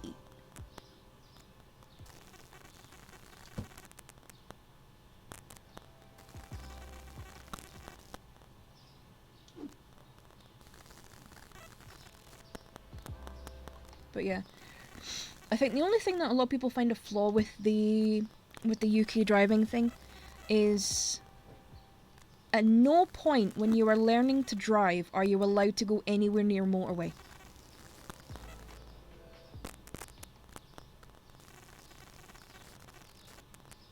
So, you learn to drive staying off the motorway. But the minute you pass your test, it is perfectly legal for you to go on the motorway at like 60 miles an hour and just like head off wherever. That's perfectly legal from the minute you pass your driving test.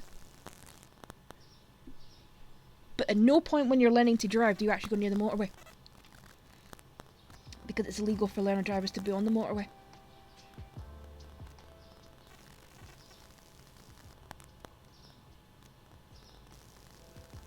So as there are some driving schools that when you pass your test you can do a little extra course that covers motorway driving so that you get used to it.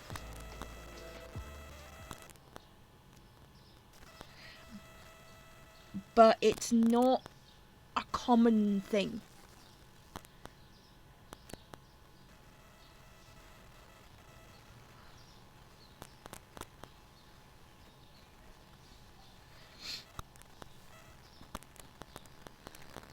there it is. It is not a common thing.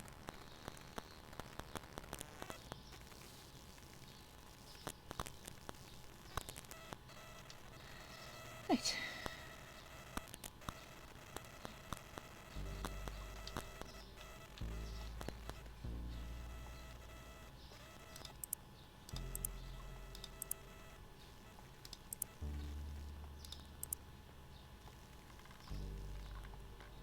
But yeah, me and driving's a bit of a funny one.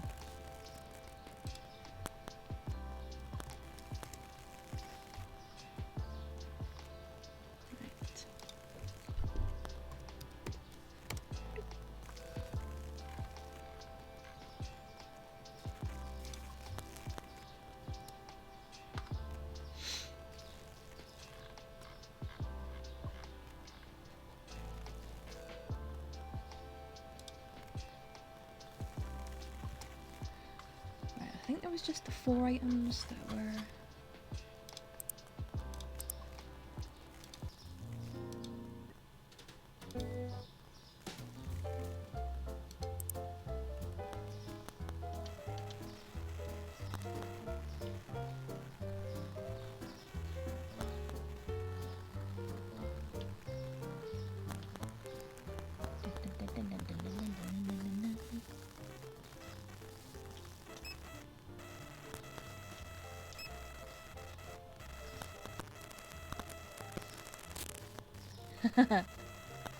Yeah, you had a lot of rage. Doom Hippie! Hello! Right, Doom Hippie, I'm gonna ask the same as you as I did on Spoony. Thoughts on beans on toast?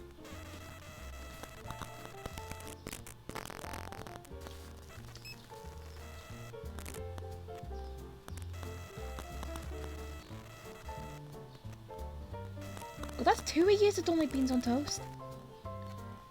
What about cheese on toast?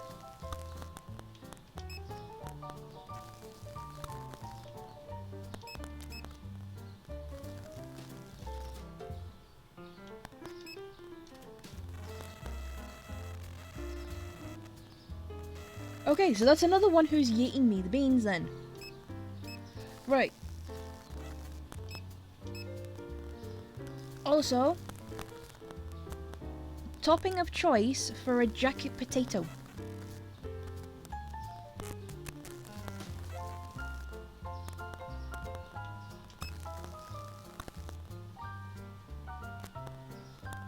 Gee, yes. Now, would you ever accept jacket potato with tuna on it?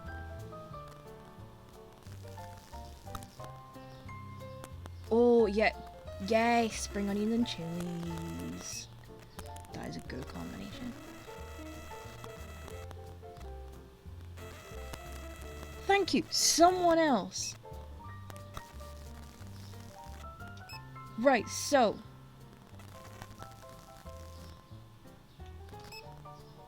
So, Spoony, that means more tuna's getting yeeted your way. We're gonna yeet all the tuna at Spoony.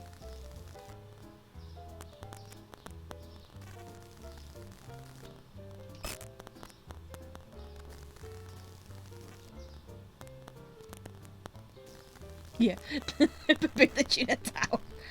That could be your next building, Tiny Glade. The tuna towers. Yeah, I'm the same. I'm like, even the smell of tuna makes me want to hurl. I'm just like, no.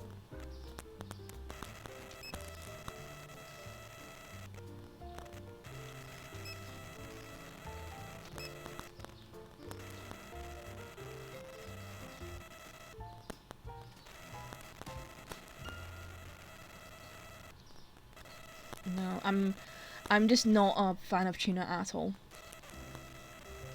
It doesn't matter if it's like the tin stuff or whatever. It was like,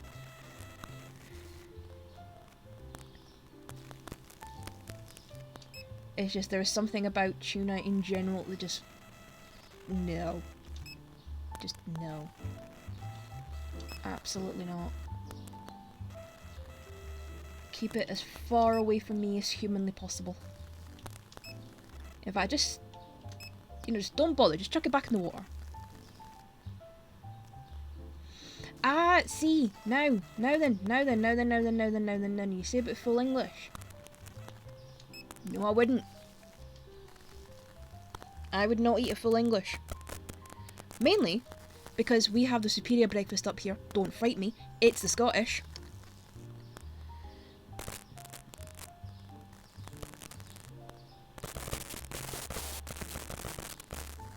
But there are two things with a full English I will not eat. Oh, slice and die's gone. Also good in rolls.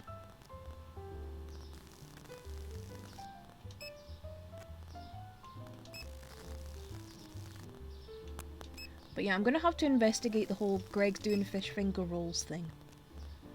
That's gonna need investigating.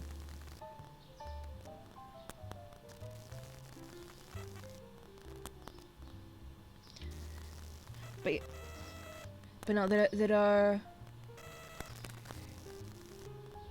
$163. Yeah, no, that's to buy boxes of it. This is to like restock.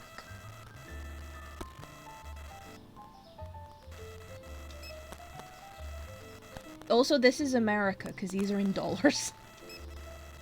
These prices are in dollars, so it's American.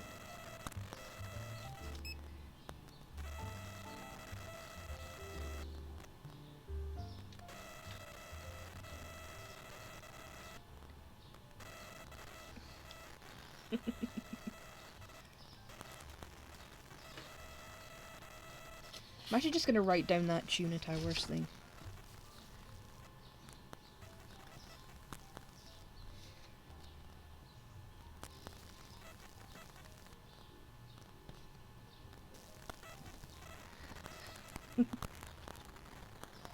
Yeah.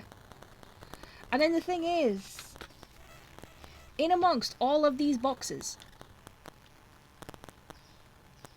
is the store cleaner. But yeah, the things in the full English I will not eat. One is a textual reason, one I just don't like them. The textural one is the tomatoes.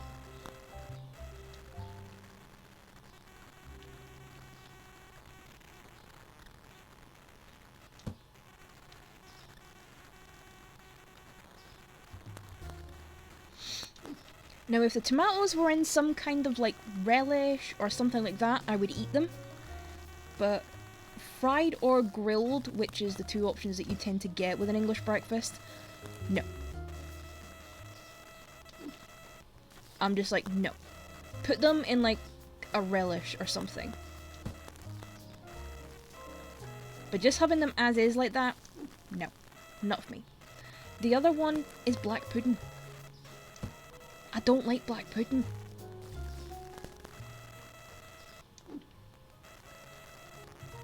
I never have.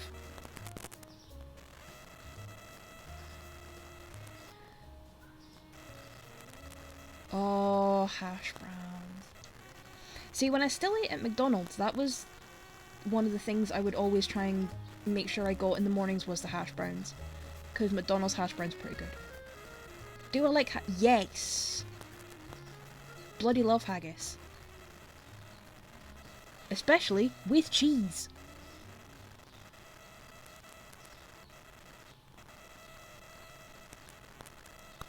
I don't know where anything is in the storeroom anymore.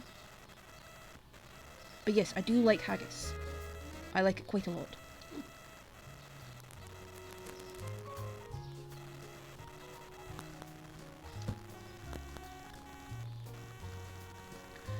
Yeah, veggie haggis is alright because you still get a lot of the sort of herbs and the sort of pepperiness that you tend to get with your non-vegetarian haggis.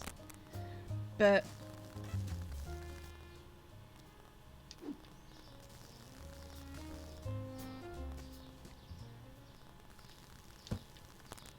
it's one of those things, it falls into the category of what you sort of call the alright but.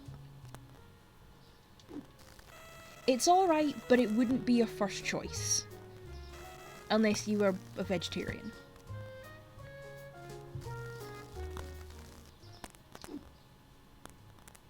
So yeah, it's not my first choice. When it comes to eating haggis. I'll just take the standard haggis. Rather than... You know, just a sort of standard slices. It's like a ton. Yeah. Yeah, it's like you don't hate it, but it wouldn't be... It's that sort of thing, it's like... Vegetarian mod art. Google is your friend, STJ. Google is your friend on that one.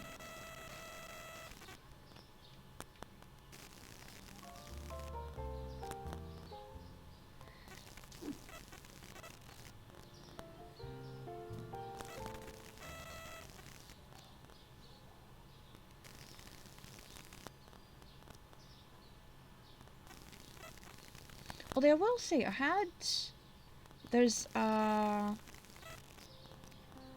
no, I know some lovely vegans.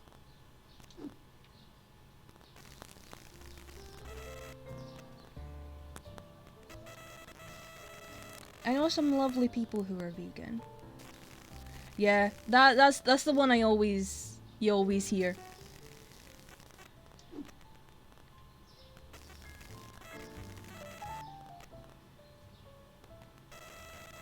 But no, I know some lovely people who are vegan, and they don't talk about it at all.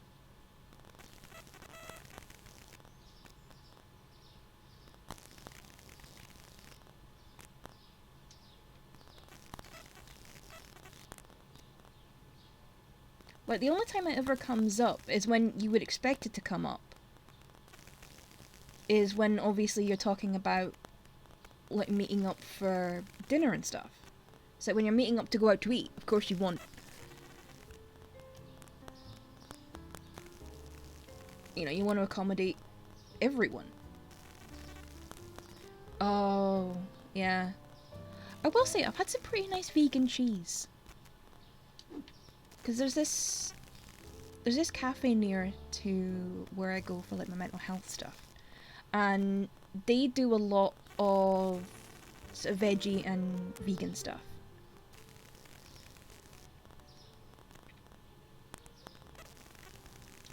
And I had a really nice toasty. It was vegan cheese, vegan bacon, and caramelized red onions. And it was really nice. Embrace the gluten. So, does that mean, because I am not celiac, does that mean that on your behalf, I can just stuff my face full of bread?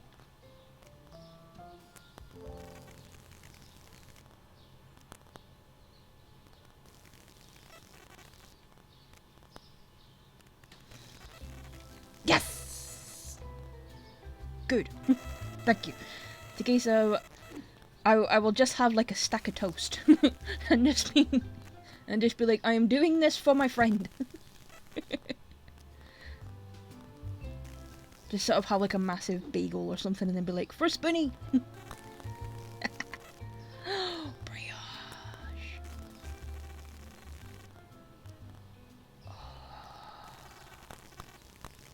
Lightly toasted brioche with chocolate spread on it.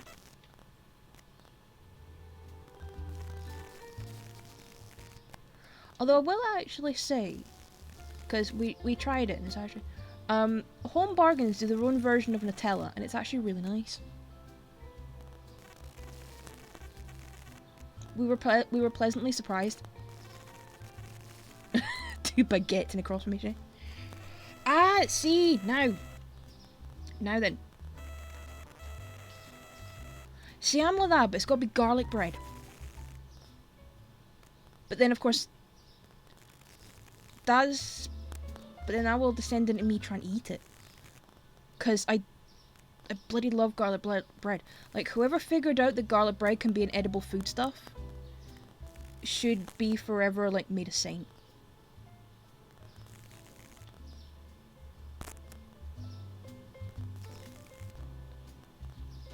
It's like, should be whatever a saint is in every single religion.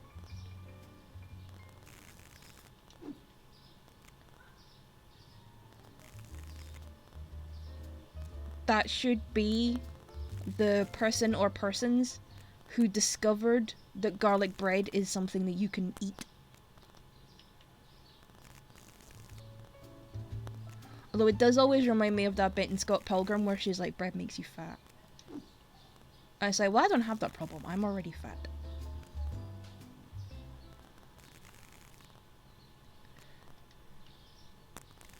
I'm just chucking stuff in corners again, because I just don't have the space. But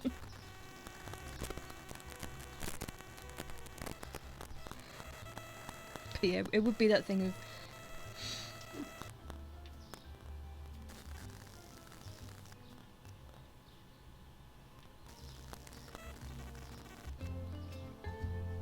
like, if I were to meet my internet friends in person, like, how strange would that be? Because I'm pretty sure there is a group of people who will probably yell at me. It's for a fun reason, but they would probably yell at me.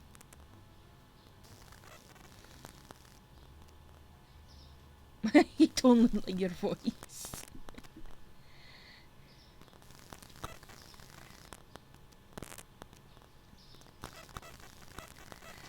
See, the thing is, there is just enough pictures of my unfortunate face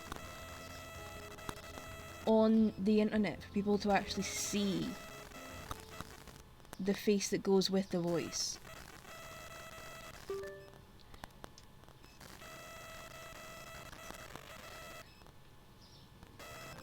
Yeah, I had that a little bit with seeing what some it wasn't DJs, it was audiobook narrators.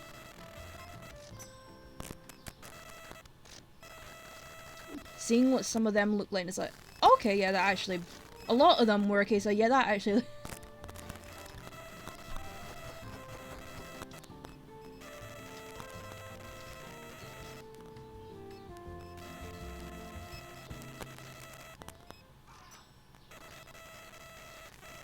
Right, I don't know where anything is, so this is just getting chucked over there. Probably not the best idea since that was a box of Coke, but who cares?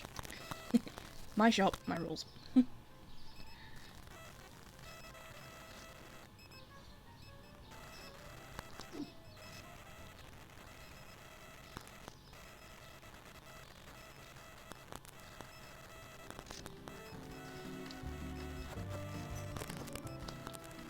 I mean, at least I know the shelves are always going to be stocked.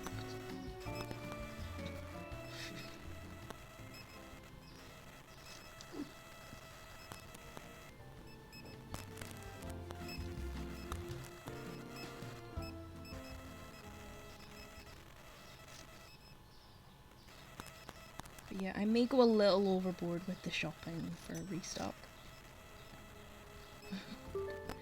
just ever so slightly.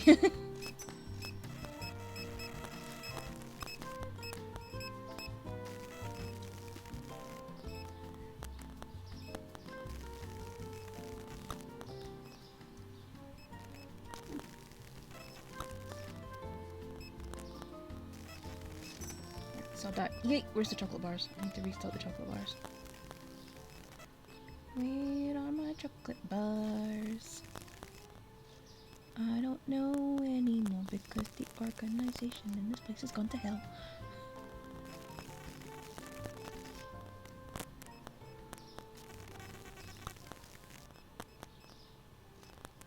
I just bought a whole bunch of chocolate bars. Where are they?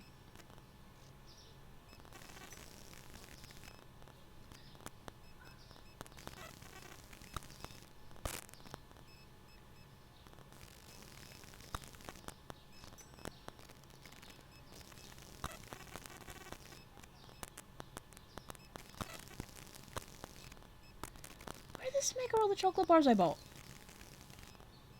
I bought like a whole bunch of them. Oh, man. Yes, it is.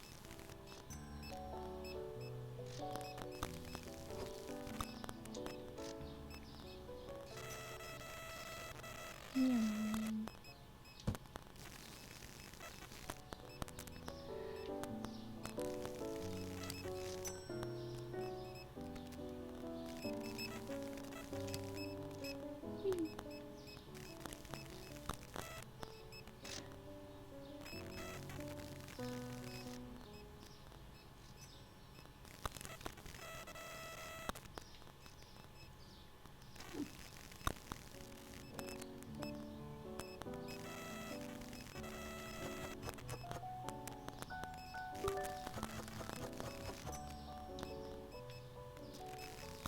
Yeah. See, with Troy Baker, for me, always looks like you would expect a troubadour to look. Like a sort of hipster troubadour. Which fits, because he is a musician, but...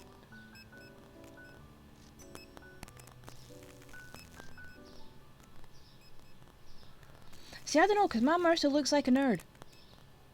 So... Again, kinda fits.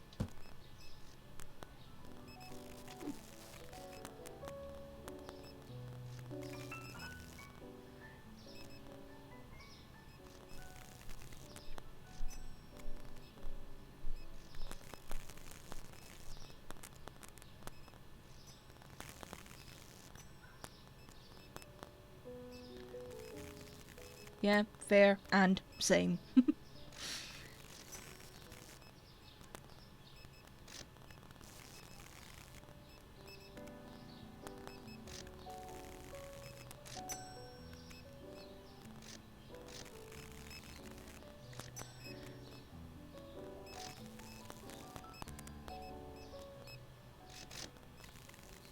Right, people are queuing outside of my shop and porting through the walls.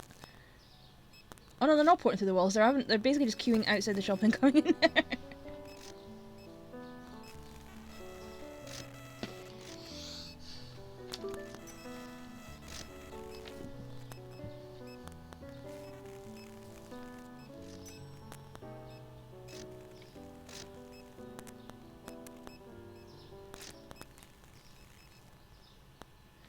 I'm trying to think if there was anyone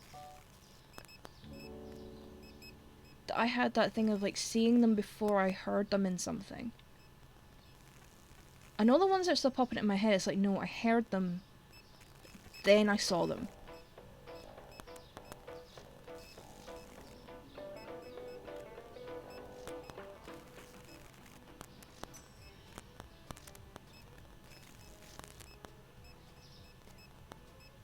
I don't think I actually had that with any.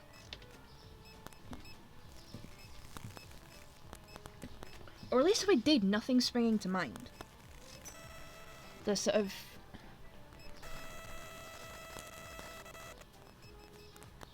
I mean, I suppose there's like, obviously VAs I've seen with all with like going to conventions and stuff, but they've been VAs for stuff I don't watch or don't play. So I don't know if that would count.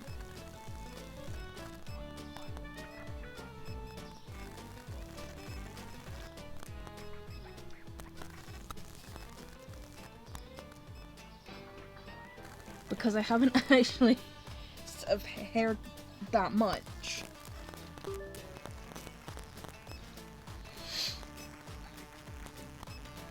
Because it's a case of, well, not my fandom, so I've not really paid much attention.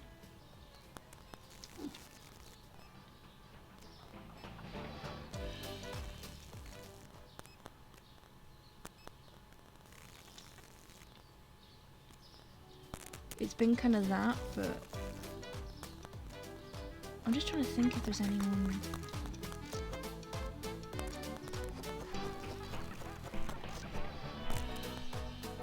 And let's say no one's immediately springing to mind.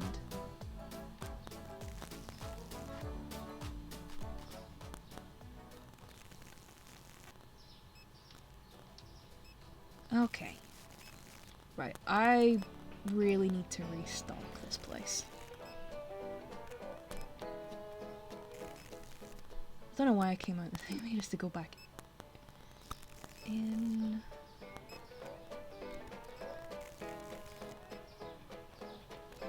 Ah, see, thing was, now that was an interesting thing for me with Neil Newborn, because back in the day, I was quite the avid Hollyoaks watcher. And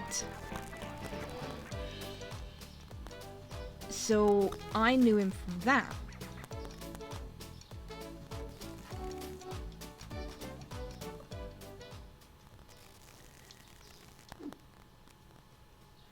So, but I didn't know that he'd gone into working in games.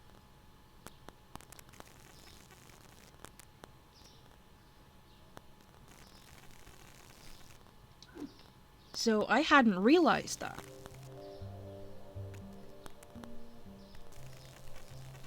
Until pretty much Baldur's Gate 3.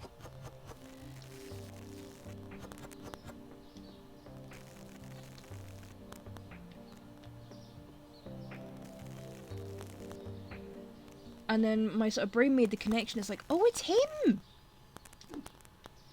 My brain did the kind of the Leonardo DiCaprio meme.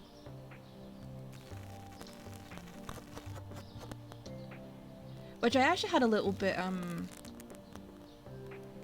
with my film group. Because sometimes we have to watch a specific film, sometimes we have to watch something with a certain actor in it. And this time was one of these of specific films. And it was Heat. The Al Pacino Robert De Niro film from the mid-90s. And I had that moment of like, oh, that's Natalie Portman. And oh, that's Dennis Haysbert, the president from 24.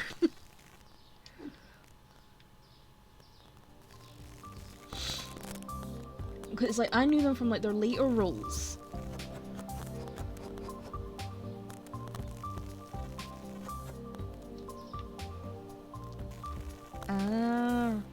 But no, it's a case of it was sort of Baldur's Gate 3 that made me make that connection, and it was like, oh, it's him! Oh, I remember you! And then sort of going back and seeing all the games he's been in, is sort of like, oh, this is what you do! Oh, good for you! It was that sort of, oh, good for you, kind of thing.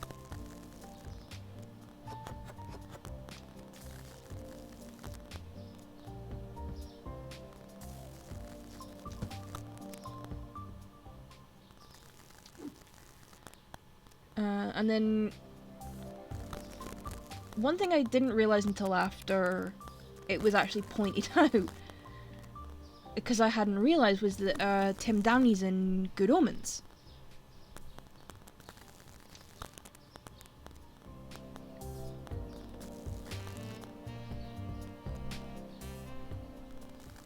And it wasn't until it was actually when it was sort of pointed out and like some of the scenes he was in were, I think they were made like little clips on TikTok or something.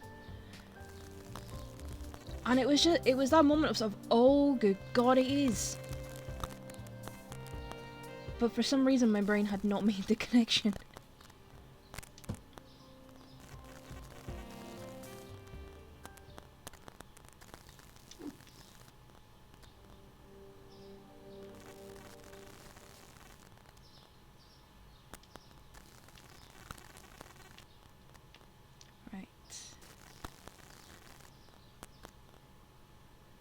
How's it going? Okay, tea needs restocked.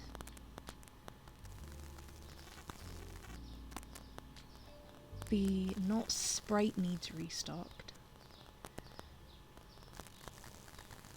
Now comes the point where I have to find all of this stuff.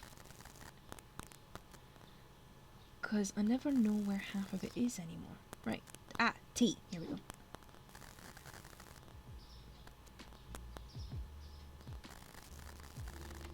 But yeah, because you also get that with wrestlers a little bit. You don't realise that sometimes until it's pointed out that some like big name wrestlers now had like daft little cameos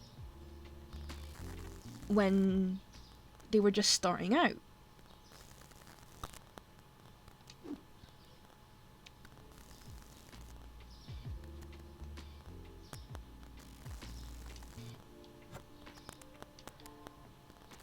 Or it's like when they were in like sort of developmental territories or like working on the indies or something, they were like hired as extras for like WrestleMania entrances and stuff.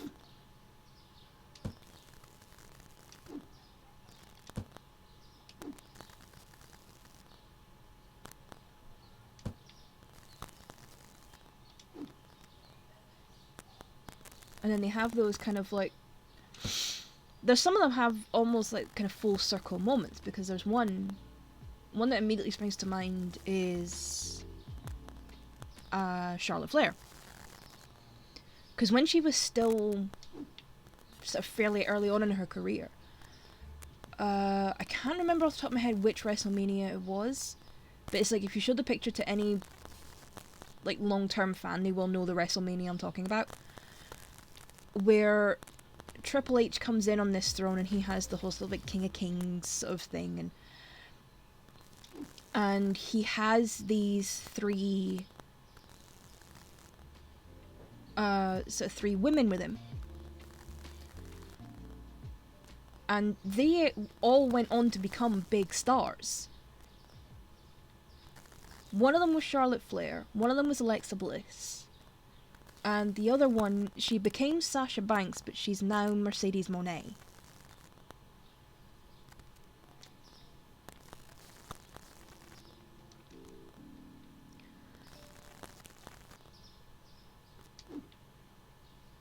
So then, a few WrestleManias ago, again, I can't remember off the top of my head which one, Charlotte did a similar entrance where she took the spot of Triple H. Sort of like she was basically the queen in the middle. And she had three guys. Now I can't remember who they were, but I think they were all from NXT. But it was just a sort of full circle thing of her recreating the entrance that I don't think at the time very many people knew that she was a part of. But I will say it does come up in trivia quite a lot as to who the three women are in Triple H's entrance.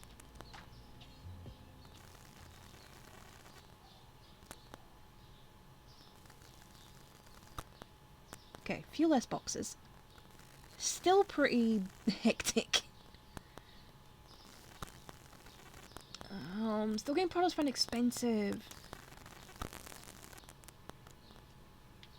Right, just the roast coffee to change.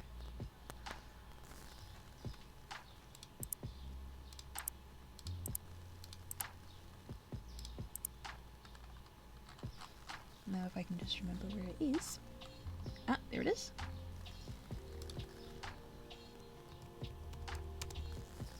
Okay, so at least it's just that I have to change.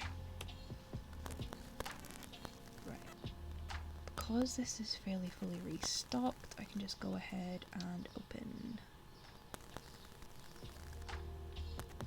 Could put some more green tea on. Again, just have to find where it is. Ah, there it is.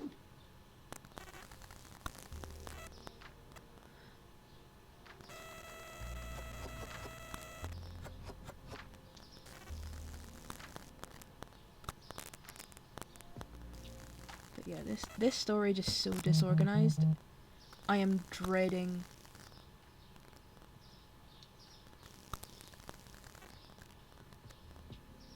trying to sort it all out. Because this is what ends up happening. Because what you can do with the storage team. Okay, that one's glitched. Is you can tell them not to use they basically only use the specific shelves. Like each shelf has a ticket when you put an item on it.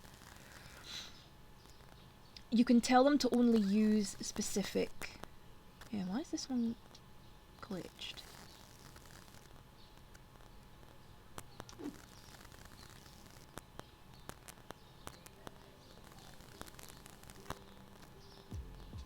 To close the real job. Yeah. I don't know why that one's just standing there. Very odd.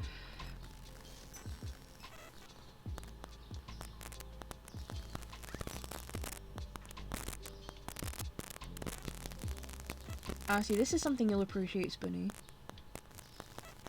Look what I have!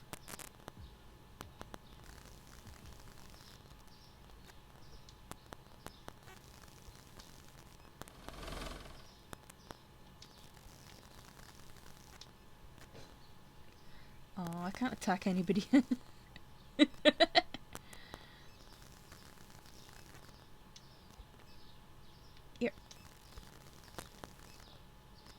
But yeah, it's this case of I am armed with a baseball bat, and so is my security. That's the great deterrent in this supermarket. Is that the boss and the security are both wielding baseball bats.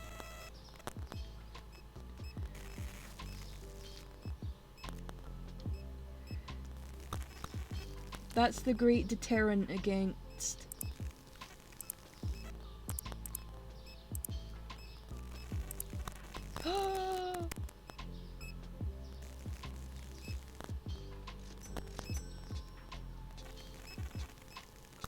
I did not realize I could buy vehicles.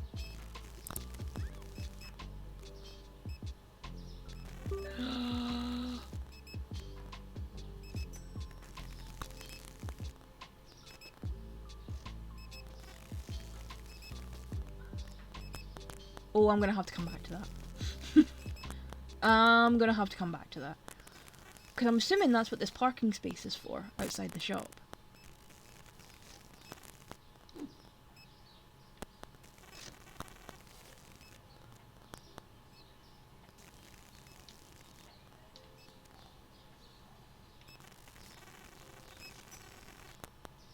But it is that weird thing of like, I have worked in a supermarket. Alright, it wasn't for very long, it was only like a couple of months, but...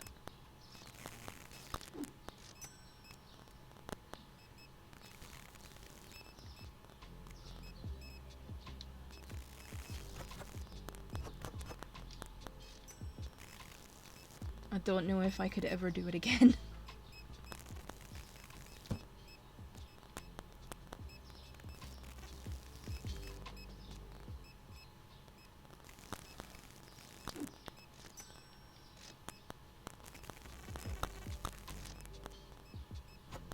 Oh, I think I can hear the rain outside.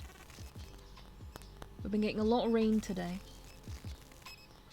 Which some people are pleased about, but not others.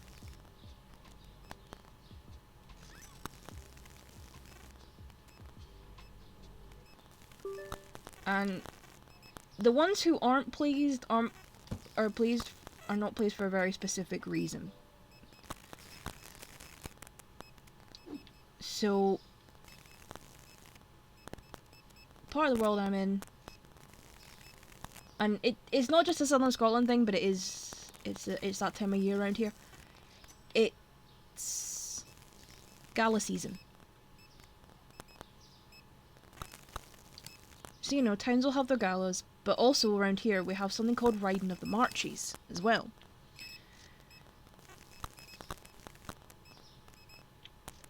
In some places. And that is basically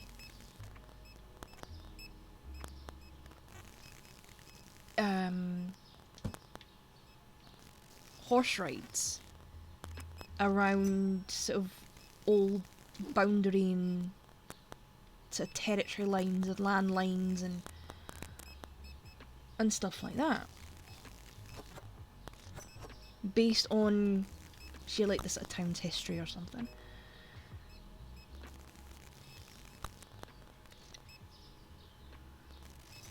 And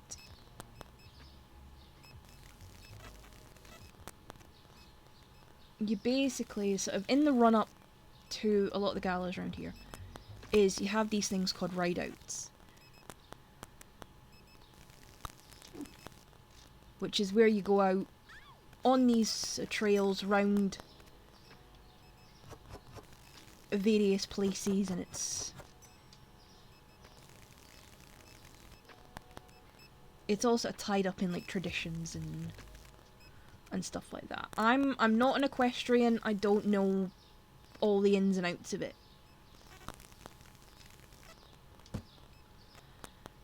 But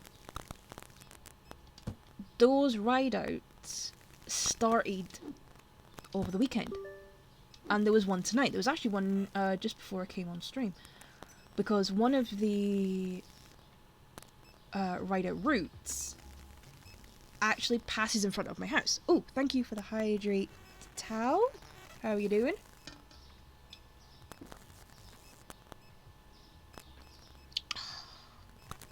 Tonight's drink of choice is sugar-free Vimto.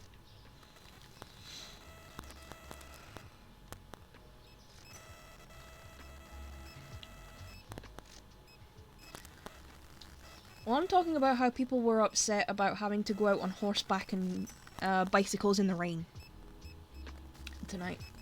Because tradition.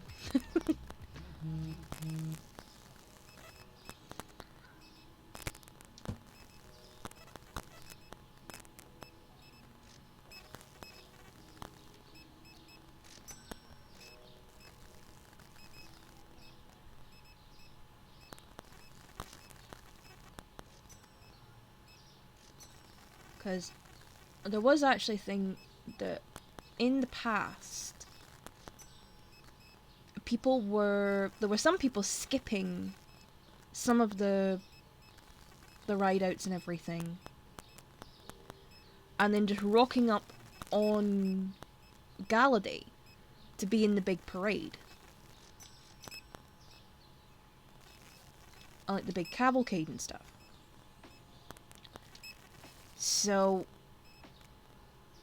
the Gala committee, basically sick of all these folk that would just rock up on Gala Day, basically said, right, if you want to be part of the parade, you need to have taken part in at least X amount of the ride outs, including these specific ones.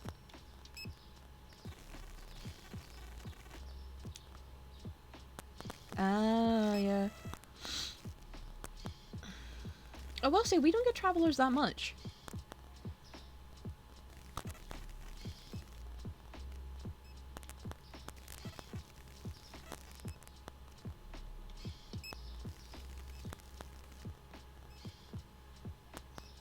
I will say, we really don't get them that much. The only time we get some of them, I said the only time we really get a lot of them is when they are coming through, because obviously a lot of them come over from Ireland for Appleby Horse Fair. And obviously if you're coming over from Northern Ireland, you're coming into Cairn Ryan most of the time, which is not too far from me. So we get a lot of them passing through at that point. And then also where I went to uni, was not too far from Appleby. So I'd see them a lot around that time of year as well. But no, it's...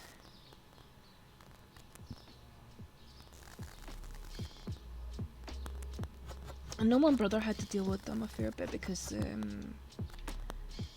so trying to navigate around them because he works for, or worked for, a window firm. And he was delivering all around Cumbria. So if he had to go anywhere near Appleby, it was like, oh great.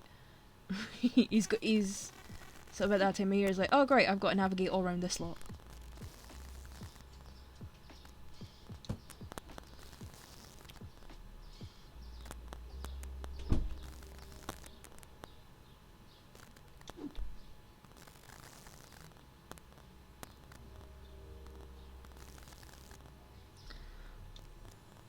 But it was usually just for the kind of duration of the fair, so it was that sort of, just leave them be. Okay, so they won't get in my way, I won't get in theirs kind of mentality that he had.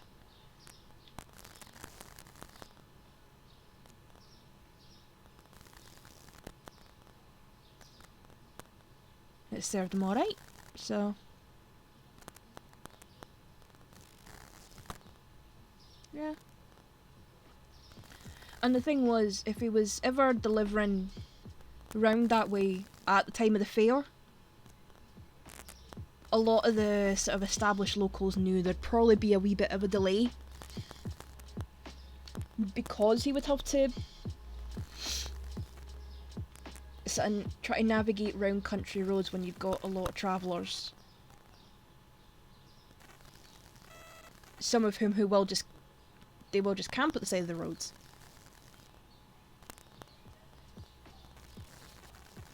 So they'll know it's like, fair's on, there'll be a wee bit of a delay, but he'll get there. He'll get there eventually. Yeah. But it was always the way it's case just...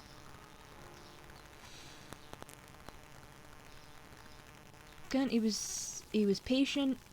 It was just a case you go about your business, I go about mine. And never the twain shall meet. Right, is that one still glitched, or has he moved? No, still glitched.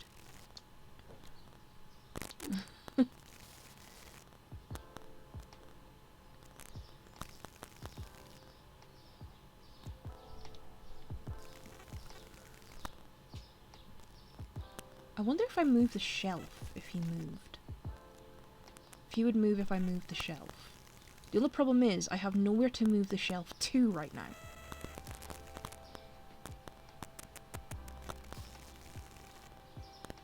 This is the problem.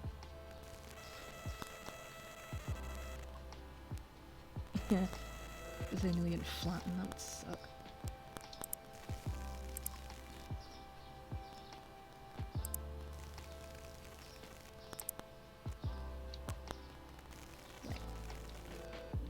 Bought a new section.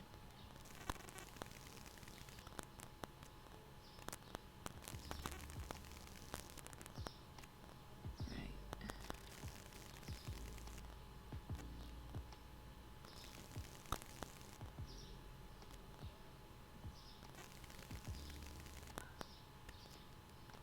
Let me move the thing.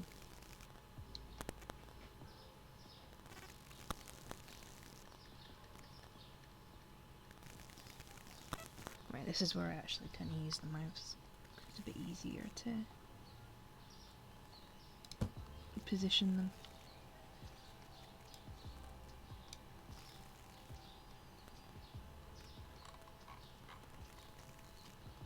Yeah, I mean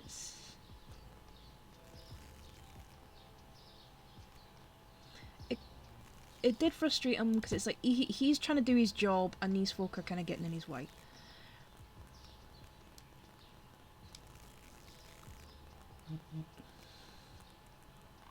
But it was just a case he just found a way to get on with.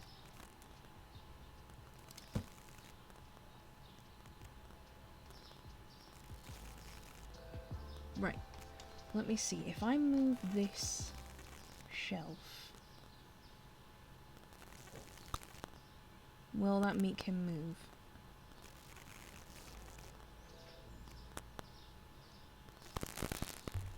Or will it still make him glitched?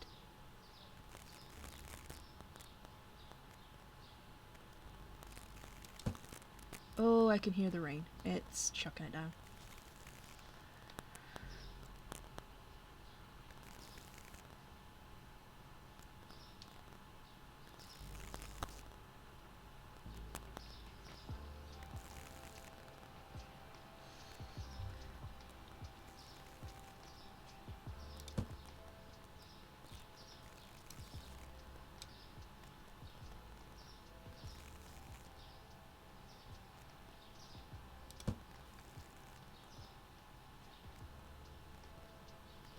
Yeah, this confuses it when I use both the controller and the mouse to move around. No, he has not moved.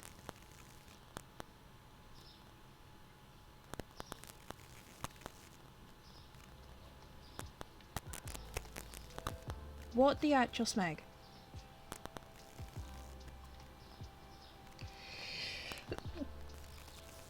Okay, anyway, that is a problem for future me.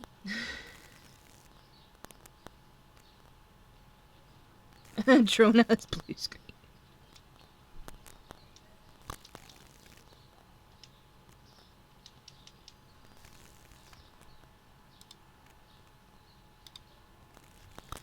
Right. I think what I'm gonna do is I'm just gonna save it there because because the rain is, I don't know, you're probably not able to hear it, but the rain is coming down quite badly, so just in case it messes with my internet,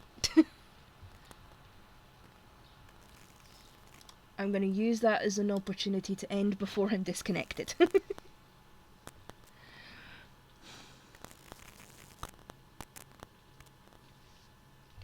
Yeah, it's...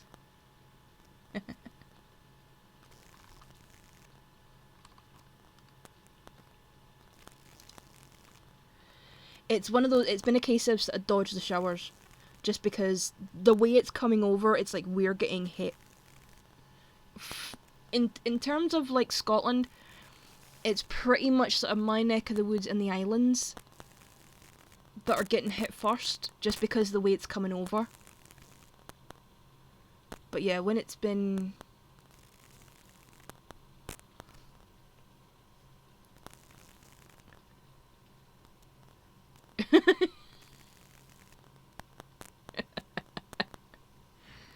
Oh dear.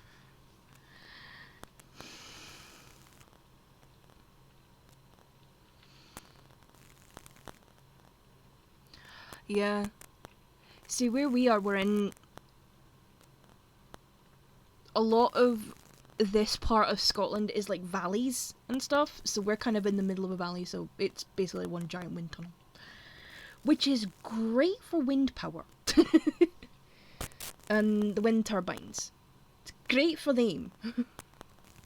Not so much for... yeah, it is in Wales, you know what I mean.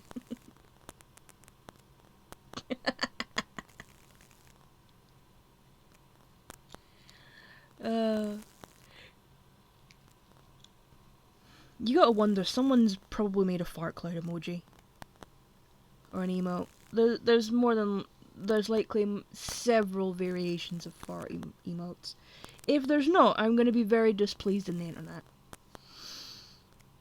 I'm gonna be very displeased in the internet if there is not a varied selection of fart emotes.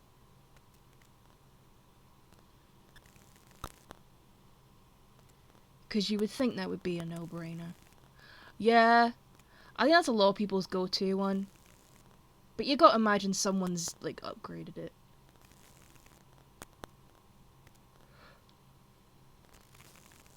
I mean, especially with British humour, someone has to have done it.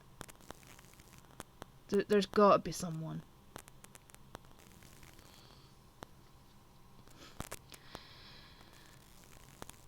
Oh, right then.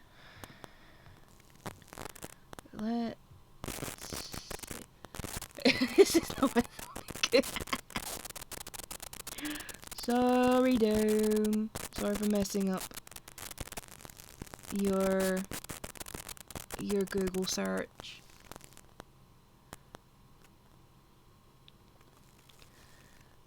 I'll be one of those, imagine if you had a Google Doodle for it. You know, like those things when you search certain things, like when you search The Last of Us, if you click on like parts of the screen, it can be like taken over by cordyceps. I love that they did that. Also, I have seen the end of season 2. It ended pretty much where I thought it was going to. So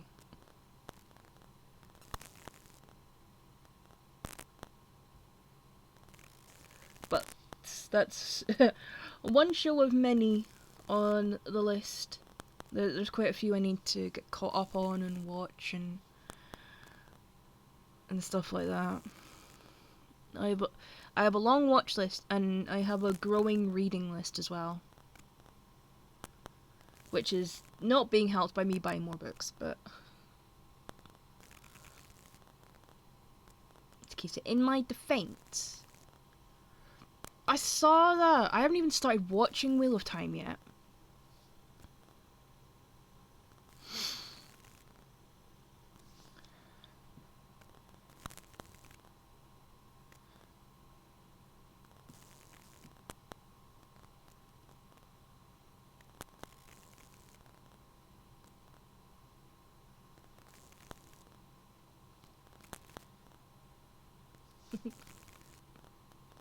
I still need to watch the end of Rings of Power.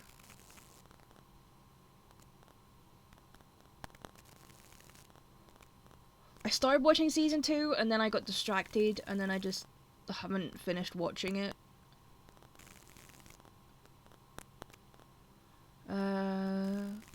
That also happened to me with Blood of Zeus and Castlevania as well. I started watching those, got distracted, and then haven't quite got round to getting back to them yet. I was trying to think. There's a lot of stuff on Disney Plus I need to watch. I haven't watched Ahsoka or Andor or Daredevil. I haven't seen any of those yet.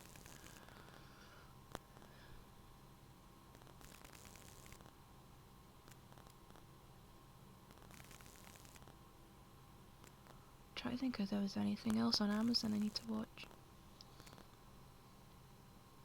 I don't know. And then I've got a wrestling show and a half to catch up on from the weekend, because there was the one I was watching and then I fell asleep about halfway through, and then there was another show on at the same time as that one that I need to watch as well. The joys of being me. But anywho, I shall wrap up. Well, and say thank you to everybody for popping in, chatting, lurking. The Sunday one, Tao. I watched Saturday Night's Main Event. I've seen that. I managed to watch that. It's Battleground. I've not seen Battleground. The only thing I've been told about Battleground is that the Stax Tony D'Angelo match was not great. Which, as I was saying before, out of all of them, it was the one I was least fussed about. So, to hear that it was kind of meh, isn't really that much of a surprise. But yeah, and then I still have to watch, I think about, half a Double or Nothing? Because that's the one I was watching when I fell asleep.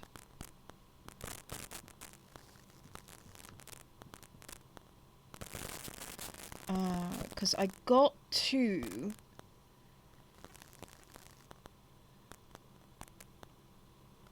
the tag title match, which was, going by this, was the 6th match on the card. So I still need to watch Bailey Okada Tony versus Mina, Anarchy in the Arena, the Trios match, and then Hangman versus Osprey. I still need to watch that and watch all of Battleground.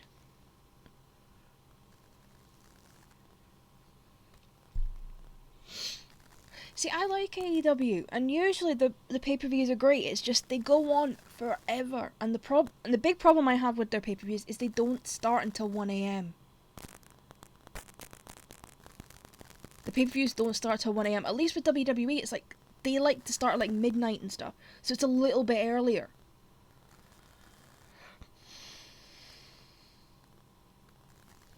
So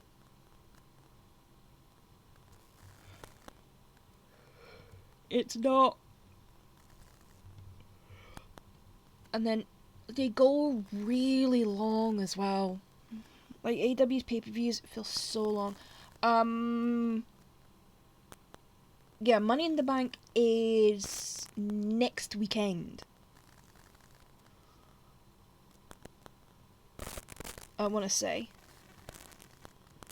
Hang on, let me just look it up. Money in the Bank. Yeah, June 7th. It's next Saturday.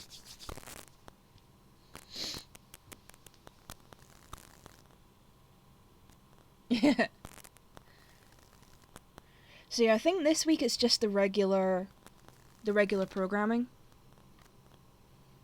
But God, I want SmackDown to go back to 2 hours. 3-hour SmackDowns just they feel so much longer. I need them to go back to 2 hours.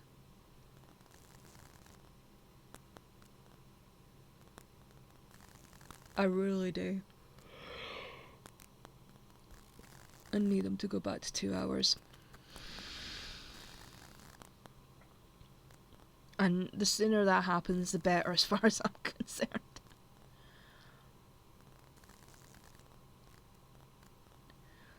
So yeah, big case Battleground. Like I say, I think about half of Double or Nothing. And then there'll be the stuff this week. And then next week's the lead in to Money in the Bank.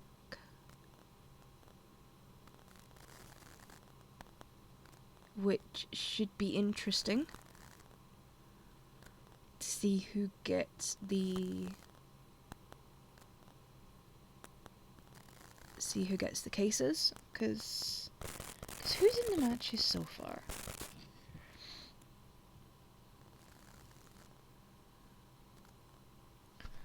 So they've only got 2 men qualified so far, which is Sola Sikoa and LA Knight.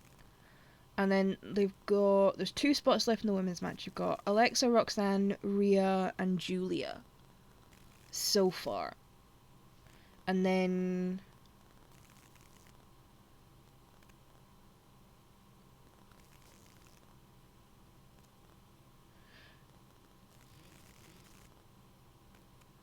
okay, I'm just seeing on this. So there's...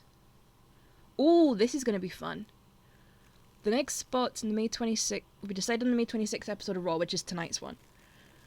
So there's going to be Chad Gable versus Penta versus Dragon Lee. I'll bring that on. And then you've got Seth versus Sammy versus Finn. Oh, I don't care who wins that one. I'm just going to enjoy that. And then on SmackDown, you've got Andrade, Carmelo, Jacob Fatu. Ooh. Oh, that's an interesting one. And then with the women's one, you've got Jade, Naomi, and Nia on SmackDown. I'm assuming there's another one on...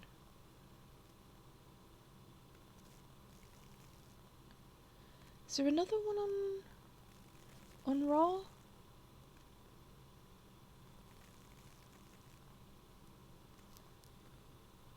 I'm just seeing if anything's been announced for...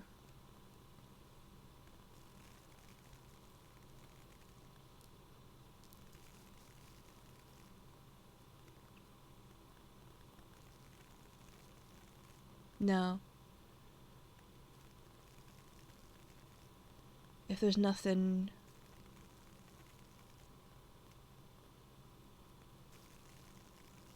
Yeah, there's nothing about the Women's Money in the Bank announced for Raw tonight. Right, I'm waffling. This is going on too long.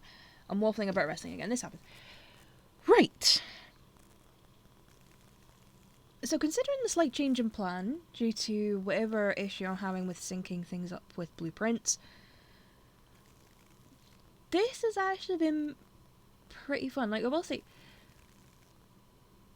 I find this game enjoyable, but I think maybe for some people it might not be that enjoyable. But it's like, I've been playing this for a long time. It's like pretty much since it started in early access. They are getting near the full release. I think the full release is meant to happen later this year. So it's going to go full release. There is like a little prologue demo as well if you want to kind of give it a try for free.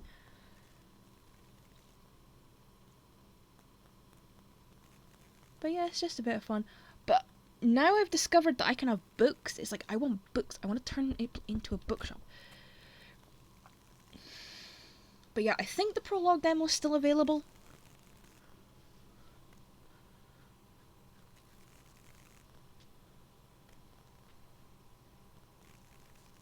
But yeah, so this isn't in early access, and like I said, they are getting near the full release, so this is pretty much what you're going to get in the game.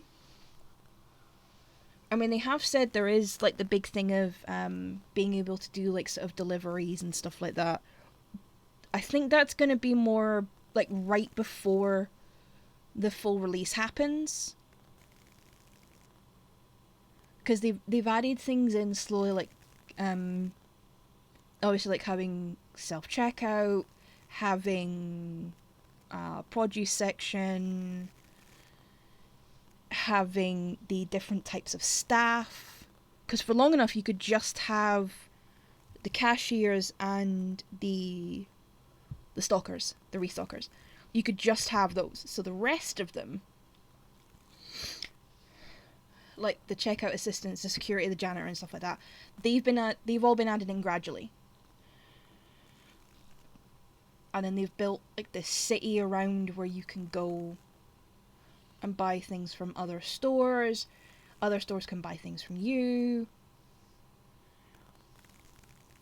And then like they've added in the vehicles, they've added in more items like the books and like I said, alcohol, different product types and everything. So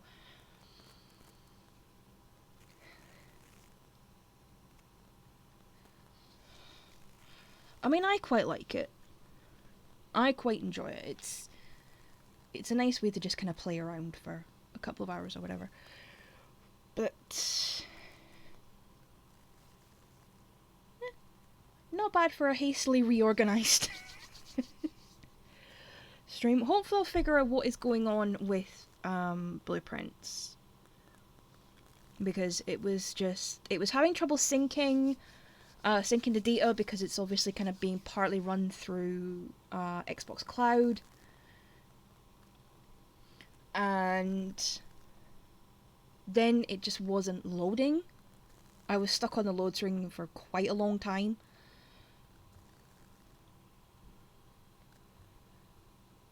So this is why I switched it, because this is on Steam and it's all installed and everything, so. Oh, I also meant to say, Spoonie, if you're still here, there is going to be, I'm sure I saw a spray paint simulator thing, so there's going to be like it's almost like the opposite of Power Wash Simulator. So that could be fun. Just paint. Just like spray paint. Yeah. I'm not sure when it's coming out. I just remember seeing it somewhere. But I can't remember off the top of my head. What I'll do is I'll see if I can find it on like a storefront or something and DM me the link or whatever so you can have a look at it. But yeah, right, I'm gonna go away now. And Yeah. Try and decompress before probably go and lie down, because this thing is the case that I'm not sitting on a chair. I'm literally sitting on the end of my bed. Because I don't have space for a chair. No forbidden naps. There will be no forbidden naps. No. Right. But thank you for the resub, Spoony. Very appreciated.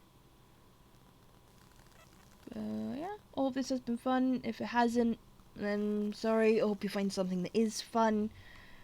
And until next time, love you, bye.